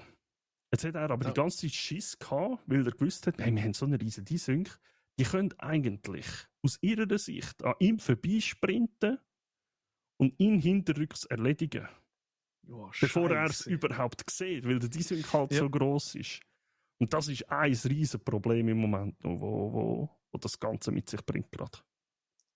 Ja, genau, gut, wenn halt irgendwie, gut, das ist halt eine neue Technologie und das Problem ist eben, jetzt hast du noch einen kleinen Kreis, ich sehe das beim Arbeiten. Jetzt hast du tust in einem kleinen Kreis das testen. Und irgendwann, du sagst, du willst mit dem produktiv rausgehen und du bist dir immer noch nicht so sicher, funktioniert es für die Masse? Und dann längst du gegen rein. Ja, ich hoffe, also die Community ist sich im Moment so sich ein bisschen uneinig. Sie wissen nicht, ja, kommen jetzt mit dem Patch bis Ende Jahr? Also Stand heute sagen eigentlich fast alle, hey, nein, mache ich das nicht. Das wird eine Katastrophe, weil ihr werdet den Patch rauslassen und dann sind ihr für fast einen Monat in der Ferien. Das ist Stimmt, halt, das kommt noch dazu. es kommt halt Weihnachtszeit und dann läuft halt je nachdem fast einen Monat sehr wenig. Das kennt man mittlerweile, ist auch völlig okay eigentlich. Mhm. Aber sie haben es eben auch schon gemacht, das war nicht das erste Mal. Und ich vermute, dass sie sagen, hey, ja, wir sehen, es läuft noch nicht wirklich richtig, wir lassen es auf den Testserver, aber ihr könnt alle drauf. Das war nicht das erste Mal tatsächlich auch, dass sie es so machen, dass sie sagen, hey, Open for all, gehen spielen auf dem Testserver, wenn ihr wollt. Wenn der Server abkackt, dann müsst ihr halt warten, bis wieder einer aufgefahren ist. Aber ihr könnt drauf, wenn ihr wollt. Ja, aber das ist ja, wäre eine Alternative. Absolut. Weil der andere Punkt ist mit dem, also warum ich sage, sie dürfen jetzt nicht live schalten, es kommt ein grosser Wipe mit dem Patch, weil sie auch sehr viel an der Economy, also an der ganzen Wirtschaft und so gemacht haben. Sind eigentlich alle einverstanden damit, die ganze Community. Also klar gibt es gewisse Deppen, die sagen, warum Vibe? Aber die meisten sagen, hey, ja, ist nötig, ist okay. Aber wenn du halt einen Vibe machst und dann nachher einen schlechten Patch draussen hast, dann ist Ja. halt nicht so geil. Und dann schon. Vielleicht für die, die das Wort Wipe nicht können, was passiert dann? Also bei Star Citizen ist es so, es gibt immer wieder Vibes zwischen den Patches. Das beschränkt sich mittlerweile zwar eigentlich auf das Aussehen vom Charakter und auf zum Beispiel Munition, die du gekauft hast, oder Medipens und so, das ist dann auch weg. Ein grosser Vibe ist bei Star Citizen, es ist wirklich alles zurückgesetzt auf den Stand, wo dein Account auf der Webseite hat. Sprich, Okay. alles Geld, das du dir verdient hast in den letzten Monaten, ist weg. Alle Items, die du in-game gekauft hast, sind weg. Alle Schiffe, die du in-game gekauft hast, sind weg. Du bist auf dem Stand, wo dein Account auf der Webseite, wenn du bei Robert Space Industries gehst, schauen, das, was du dort drin hast, das hast du nachher. Das hast du auch, okay. Genau. Das ist wirklich komplett zurück. Das mache ich selten. Also das letzte Jahr ist, glaube ich, wirklich das letzte Mal vor über einem Jahr gewesen, meinte ich, was das gemacht haben. Das ist eigentlich auch das Ziel. Das heisst Persistent Universe, persistent. Das heisst, es hat eigentlich keine Vibes gegeben, aber das Spiel ist in Entwicklung. Sie machen Änderungen an der Wirtschaft und so. Also ist es auch okay, wenn es ab und zu mal eine gibt. Aber sie probieren es sehr auf einem Minimum zu halten. Ja. Genau. Ja, kann schon ein bisschen ein Downer sein, je nachdem, wie viel du das gesammelt hast. Aber Ja. gut, weißt du, ich meine, wenn du so ein Spiel hast, wo halt in Entwicklung ist, dann musst du halt einfach damit rechnen. Punkt. Erstens das. Und ich sage ja, ich sehe es jetzt aber auch so, ich habe dann auch wieder für einen Moment das Ziel. Das stimmt, ja. Weil ich sage, ey, das ist cool, okay, wir fangen wieder unten an. Sprich, Kollegas zusammentrommeln, hey, wir müssen da wieder mal ein bisschen anschaffen. Genau, ja. Genau, ja. Wir uns wieder auch Sachen bisschen leisten können. richtig. Und das finde ich gar nicht mal so schlecht, ja. Ja, jetzt habe ich gleich sehr viel über wir sind schon wieder bei über 2 Stunden 15 jetzt. Also, willst du noch über diese reden? Wir müssen das ansprechen. Okay, ich werde zuerst schnell etwas einwerfen, damit wir es haben davon. Wir haben es vorher schnell erwähnt. Einfach für die, was interessiert. Baldur's Gate 3 bringt im Januar einen Patch raus. Ja, stimmt. Aber die sicher spinnen. Ja, ich habe es gesehen. Du kommst 12 neue Subclasses über. 12. Das heisst, du hättest eigentlich locker nochmal 3 Durchläufmöglichkeiten. Weil wenn du sagst, hey, ich mache mal 4 Charakter mit 4 von diesen 12, dann kannst du nochmal einen Durchlauf machen mit 4 von diesen 12. Also erstens das, sie tun ein Crossplay einbauen, wo du PC, Mac, Xbox alles miteinander kannst spielen anscheinend. Das finde ich auch recht krass. Okay. Also da Aber innen steht, wenn, egal ob du auf PS5 spielst, von PC oder mit Mac, Baldur's Gate 3 Multiplayer will soon feature full cross-platform progression. aha, ja, das ist aber etwas anderes. Aha. Das ist plattformübergreifender Progress. Sprich, du kannst auf dem PC spielen, bist in Aha. Akt 2 so und so weit. Fuck. Kannst auf Playstation, bist in Akt 2 so und so weit. Okay. Ja gut, aber schon geil. Ja, Kannst du wenn's- Gut, weißt du, ich meine, für die jetzt so eine Handheld haben, kannst du es einfach mitnehmen. ja, absolut. Meine Frage ist einfach, wer schafft es mit einem Gamepad das Spiel zu spielen? Ich habe es einmal probiert und bin verstört gefallen. Genau. Nein, also eben, vor allem das mit diesen 12 neuen Subclasses, das ist. Vor allem, ich habe schon 3 gesehen, wo ich gesagt habe, ich wollte spielen. Das ist, also wir haben ja eben die Gruppe und ich habe, nebst dem, was ich heute geschrieben habe, du hast es dort drinnen schon erwähnt, ja, und ich habe tatsächlich schon gedacht, ob ich soll reinschreiben, hey, wenn wir nicht einfach sagen, wir fangen im Januar neu an. Ja, damit dann einfach Wir, alles wir warten einfach bis dort. Aber das ist was anderes, da können wir das anderes Mal wegen dem noch drüber. Aber ja, das ist krass, was sie. Vor allem völlig unerwartet und unangekündigt. Einfach so, Ja. Übrigens, wir bringen dann einen riesen Patch. Ich glaube. Ich habe es gestern noch mit jemandem diskutiert. Ich finde es immer noch der Wahnsinn. Das ist ein Singleplayer-Game. Mhm. Und das läuft jetzt seit August 2023 und ist immer noch, glaube auf Platz 6 von den meistgespielten Spielen auf Steam. Ja, es ist richtig. Und vor allem, ich habe das Gefühl, es wird nur noch mehr, jetzt wo langsam die ersten selbstgebauten Kampagnen und so kommen. Ja.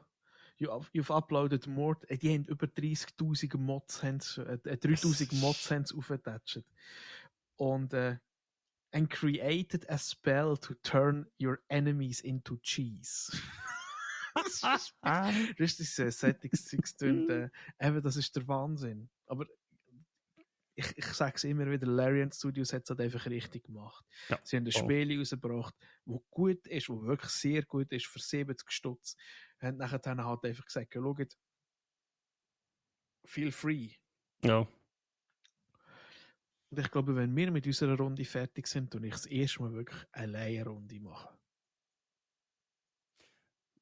Ja, ich habe das mal probiert, aber es macht zusammen halt irgendwie mehr Spaß. Vor allem, also ich muss halt sagen, was ich im Moment das Problem habe, ein bisschen bei unserer Gruppe, ich bin nicht so motiviert, weil das liegt nicht an den Leuten, absolut nicht. Aber es hat selber gesagt, unsere Gruppe ein Haufen von Chaoten. Wie manchmal bin ich das letzte Mal im Knast gewesen? Etwa 3 Mal. Genau. Weil ich irgendwie etwas geklaut habe, dann bin ich ausgebrochen, dann habe ich mich rausschnorren, hat nicht geklappt, bin ich wieder in den Knast reingekommen. Dort ist es sehr gut, aber was mein Problem ist im Moment, mir ist das noch viel zu präsent. Das stimmt. Ich habe schon bei Filmen ein riesen Problem mit dem. Es gibt selten ein Game, das ich zweimal spiele. Vor allem, also was eine Story betrifft. Mhm. Und Baldur's Gate ist mir einfach noch viel zu präsent. Wenn ich irgendwo, auch wenn es jetzt mittlerweile über ein Jahr her ist, wenn ich irgendwo angehe, jetzt mit euch, ich kann instant, kommt mir alles wieder in den Sinn. Die ganze Story, was um die Gegend geht. Und dann kann ich es einfach irgendwie nicht geniessen. Auch wenn es eigentlich mega geil ist, irgendwie, weiß auch nicht. Ja. Das habe ich im Moment recht das Problem damit. Ich weiss, was du meinst. Wir haben das auch schon ein paar Mal gehabt. Panda und ich haben auch schon Spiele gespielt. Wir haben ja Divinity Originals in 2 nochmal anfangen. Das haben wir auch schon irgendwie vor 2 Jahren gespielt. Und da haben wir dann auch gedacht, so, ja, okay, jetzt wissen wir, was kommt. Und ja, aber. du bist ja am Vorbereiten und dann weißt genau, das kommt. Gut, wobei eben Baldur's Gate ist meistens noch so, wenn jemand dabei hast, der es nicht kennt. Also eigentlich müsste der Casey eigentlich alles machen. Ja, eigentlich, also und echt, dann müsstest du der einfach Geist, lachen. der Geist wäre eigentlich, also das Beste wäre eigentlich, wenn der Casey meinen Charakter würde spielen. Der Casey Dark spielt Urge. den Dark Urge. Weil der Casey hat es noch gar nicht gespielt. Wir alle sonst kennen die Story vom Dark Urge, glaube ich, nicht wirklich. Also Nee. ich habe sie nie wirklich, ich habe mal angefangen, aber nie wirklich gespielt. Also ich bin jetzt etwa bis dorthin gekommen, wo du gewesen bist. Also Oder wenn wo wir du jetzt bist. sind. Ja. Wie gesagt, ich bin noch nicht einmal, ich bin glaube bis zum ich bin bis zum Hain gekommen, mehr nicht. Also, wo ich selber gespielt habe. Weiter habe ich nicht gespielt. Und nie so viel gespielt, wie wir vorher jetzt, also bis jetzt gemacht haben, weißt du, mit allem drum und dran. Nie was. Also, aber ja. Baldur's Gate. Ja. Aber ich finde, was ich halt wirklich, ich habe das Gefühl, Larian hat einfach so das Meeting gemacht. Hey, was habt ihr eigentlich noch so nebenbei? Einfach so mal noch schnell so aus der. Weißt, als Entwickler, das ist tatsächlich nicht ungewöhnlich, dass du einfach so plötzlich mal eine Idee hast. Weißt du, ich probiere das mal. Programmierst du nebenbei etwas? Und dann denkst du, ist noch cool. Geil, es funktioniert. Let's Aber go. du machst nichts mit dem. Das ist einfach so in einem Schubladchen irgendwie auf einem PC in einem Ordner gespeichert. Und Larian hat wahrscheinlich ein Meeting gemacht und gesagt, Kollegen, packt mal alle eure Ordner aus. Und dann ist es passiert. Sind 12 Subklassen gekommen und dann haben sie gesagt, geil, machen wir. Aber du, wie will sie? Wie will sie? Ja. Dann kommen wir noch zum letzten. Ich fange schnell an. Und zwar, ich habe doch vorhin erzählt von dem Stream, der mich so genervt hat, dass ich bei WoW spielen. Ja. Dort habe ich zuerst eben das Spiel auch gespielt. Also du bist vom Regen in die Traufe gefallen. Ich muss jetzt aber ganz schnell, ich meine, ich habe das dort auch gespielt. Weil es hat mich, nein, ich habe es nicht gespielt, aber ich glaube schier wählen, aber ich habe es nicht gespielt, weil es mich so genervt hat. Ja, ich glaube, wir haben beim Gordon Bleu essen haben wir darüber gehabt, glaube ich sogar.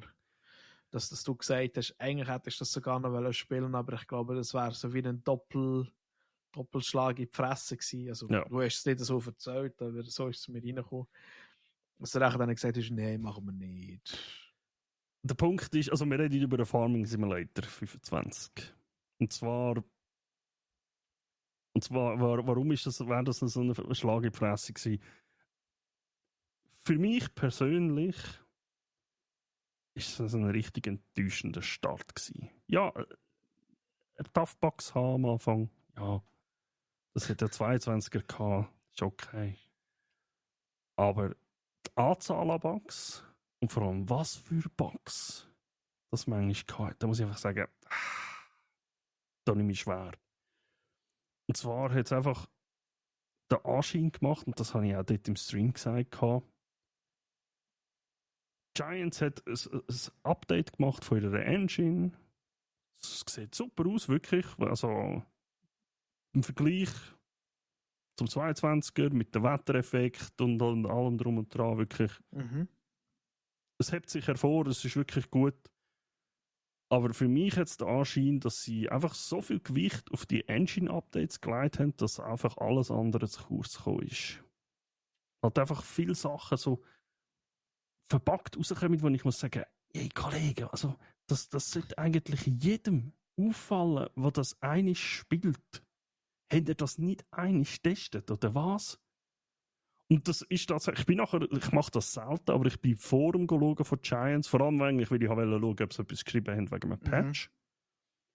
Kommunikation von Giants, absolute Katastrophe. Nix, nie irgendetwas geschrieben. Es ist mittlerweile ein Patch draussen, by the way. Ja, Patch 1.3 ist rausgekommen. Er hat auch ein paar Sachen gefixt, das ist völlig okay.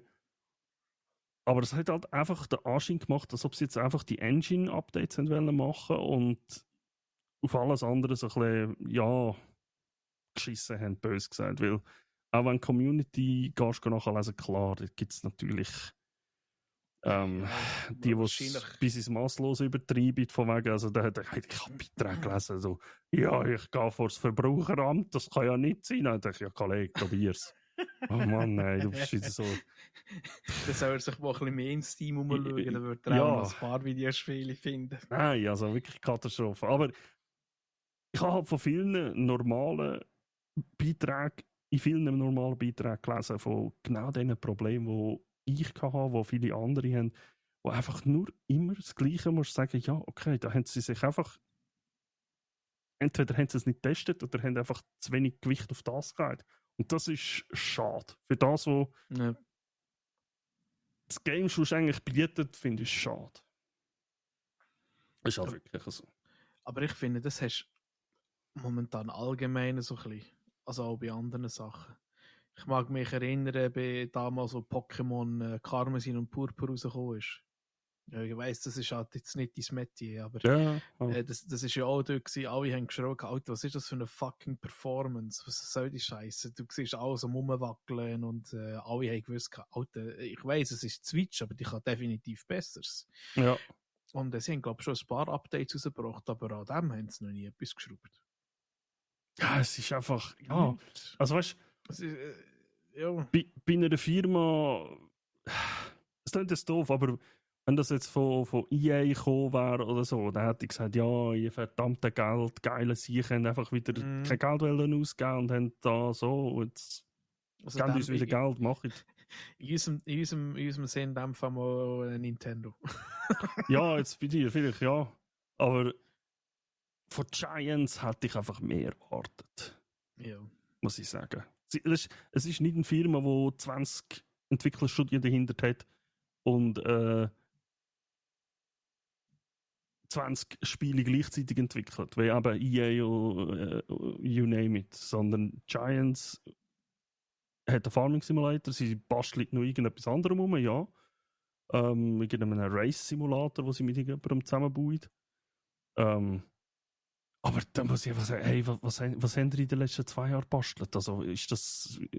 Habt ihr euch einfach die Engine updated und alles andere habt ihr gedacht, ja, wenn es da draußen ist, machen wir das auch noch. Da frage ich mich auch schon, was in den Köpfen von denen vorgeht. Ja.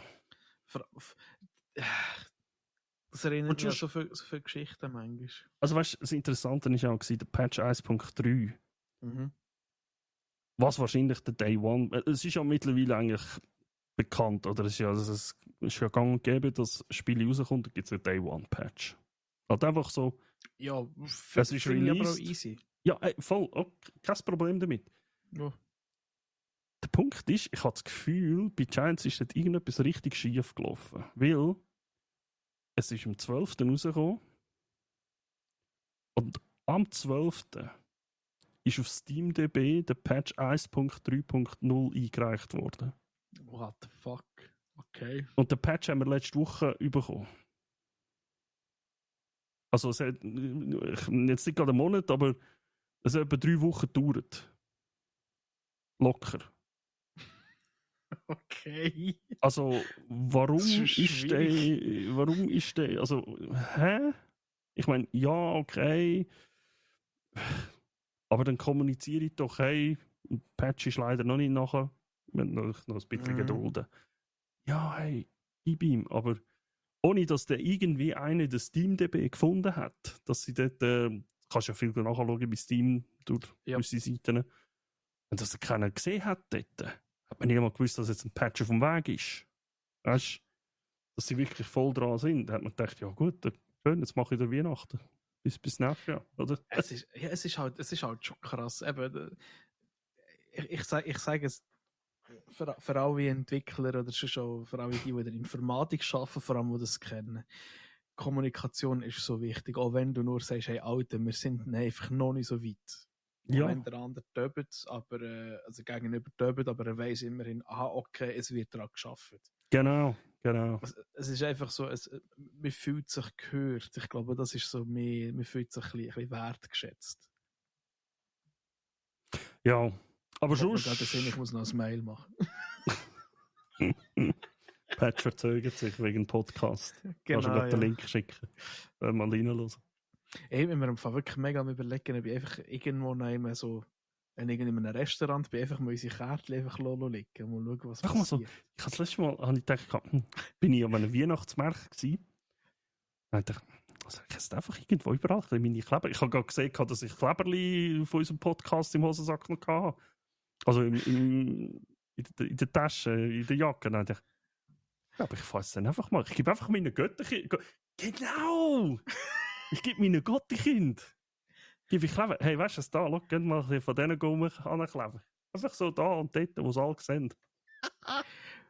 Irgendwie so, aber eigentlich, Alter, wirklich so fix an Weihnachtsmärkten, da gibt es doch immer irgendwann so Tische, wo weißt du, so die Stehtische, Ja, die kontrolliert die genau. nicht mehr einfach Genau. hinschmeißen. Genau. Oder ich kann gehe jetzt an ein ankleben. Konzert. Weißt du, wir würden einfach mal wundern, ob es funktioniert. Ja, Und voll. irgendein Double dann sagt so, was ist das Broadcast? Ja, komm, wir gehen mal hören. Dann jetzt die geilsten Siechen auf So gut. Spotify oder auf Deezer oder wo immer. Ja, das sind wir wieder bei dem, was ich am Anfang gesagt habe. Wir schauen, wie wir uns irgendwie verbreitern können. Richtig, ja. Also breit sind wir, aber... Ja, ich gerade das Gleiche wollen sagen. Also breiter müssen wir nicht werden, aber das... Bei den Podcast verbreiten, so. Mhm. Genau. Und wenn ihr jemanden könnt, dort ist doch mal empfehlen. Genau. Eine Eigenwerbung. Ich hasse es eigentlich. Schickt einfach den Link oder schickt einfach www.broadcaster.ch jetzt in all eure Gruppenchats im WhatsApp, Discord und Instagram, TikTok auch von mir aus. Schickt einfach überall rein, sagt, ey, das Geilste, was je hat, gibt's. Weißt du, was ich schlimmer finde? Ich weiss sicher, so 2-3 Leute, die einfach. Das werden nicht machen. Ja, genau. Ich kann mal hören. Ich bin ja gespannt. Vor allem, wer bis zum Schluss wieder zugelassen hat. Genau. Was nehmen wir jetzt für ein Codewort? Ach Scheiße, jetzt haben wir schon 2. Alter, wir haben 2,5 Stunden. Wir sind wieder gleich wie letztes Mal. Also Baldur's Gate haben wir das letzte Mal gehabt. Ja. Baldur's Gate. Haben wir das letzte Mal 2,5 Stunden gehabt? Ja, das letzte Mal. Nein, 2 Stunden 23. Das ist offiziell die längste Folge. Es ist unglaublich. Es ist unglaublich. Wenn wir Star Citizen nehmen. Das Codewort. Nein. Okay, dann machen wir etwas anderes. Für weiss. unser D&D-Zeugs. Oh. Frostnebel. Das heisst nämlich mein Abenteuer. Okay. Oh, das passt, ja. Frostnebel. Für so Weihnachten und so. Wer bis zum Schluss gelost hat, kommentiert jetzt, sei es auf Spotify oder wo auch immer, schreibt es uns oder weiss ich was, das Codewort. Ist mir gerade noch etwas Geiles in den Fall. Aber das erzählen wir dann vielleicht irgendwann. Das muss dann natürlich jetzt, das gehört jetzt nicht an. Das ist vielleicht dann für den Brunch. Und ja, vergesst nicht den Brunch-Stream nicht. Am 1.1. Am besten folgt ihr Ullen und mir auf Instagram, da seht ihr sicher, Genau. wann, wo, wie, was stattfindet. Aber was wir auch noch sagen müssen, ey, das hätten wir eigentlich auch wieder am Anfang sagen sollen. Wir müssen unbedingt an jedem Sonntag, außer diesen Sonntag, wir müssen beim Blackjack auf Twitch reinschauen. Er macht Community Games. Falsch, ist aber nicht Sonntag. Ja, eben. Es ist aber nicht jeder. Nein, es ist das Mal ist es am Samstag. Okay. Und am 21. ist es am Samstag. Okay.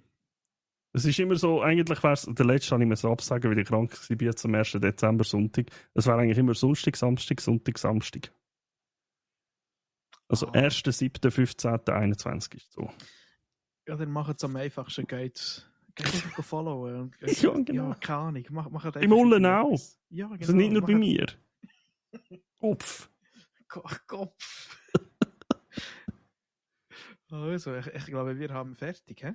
Wir haben fertig. Flasche leer. Wir haben und sind fertig. Genau. Gut, bis im neuen Jahr. Ja. Liebe Zuhörer und Zuhörerinnen. Wir wünschen euch schöne Weihnachten. Ja, happy Merry Chrysler und so. Tschüss. Merry Chrysler. Perfekter Abschluss vom Jahr. Super, ja. Klar. Adios! Ade.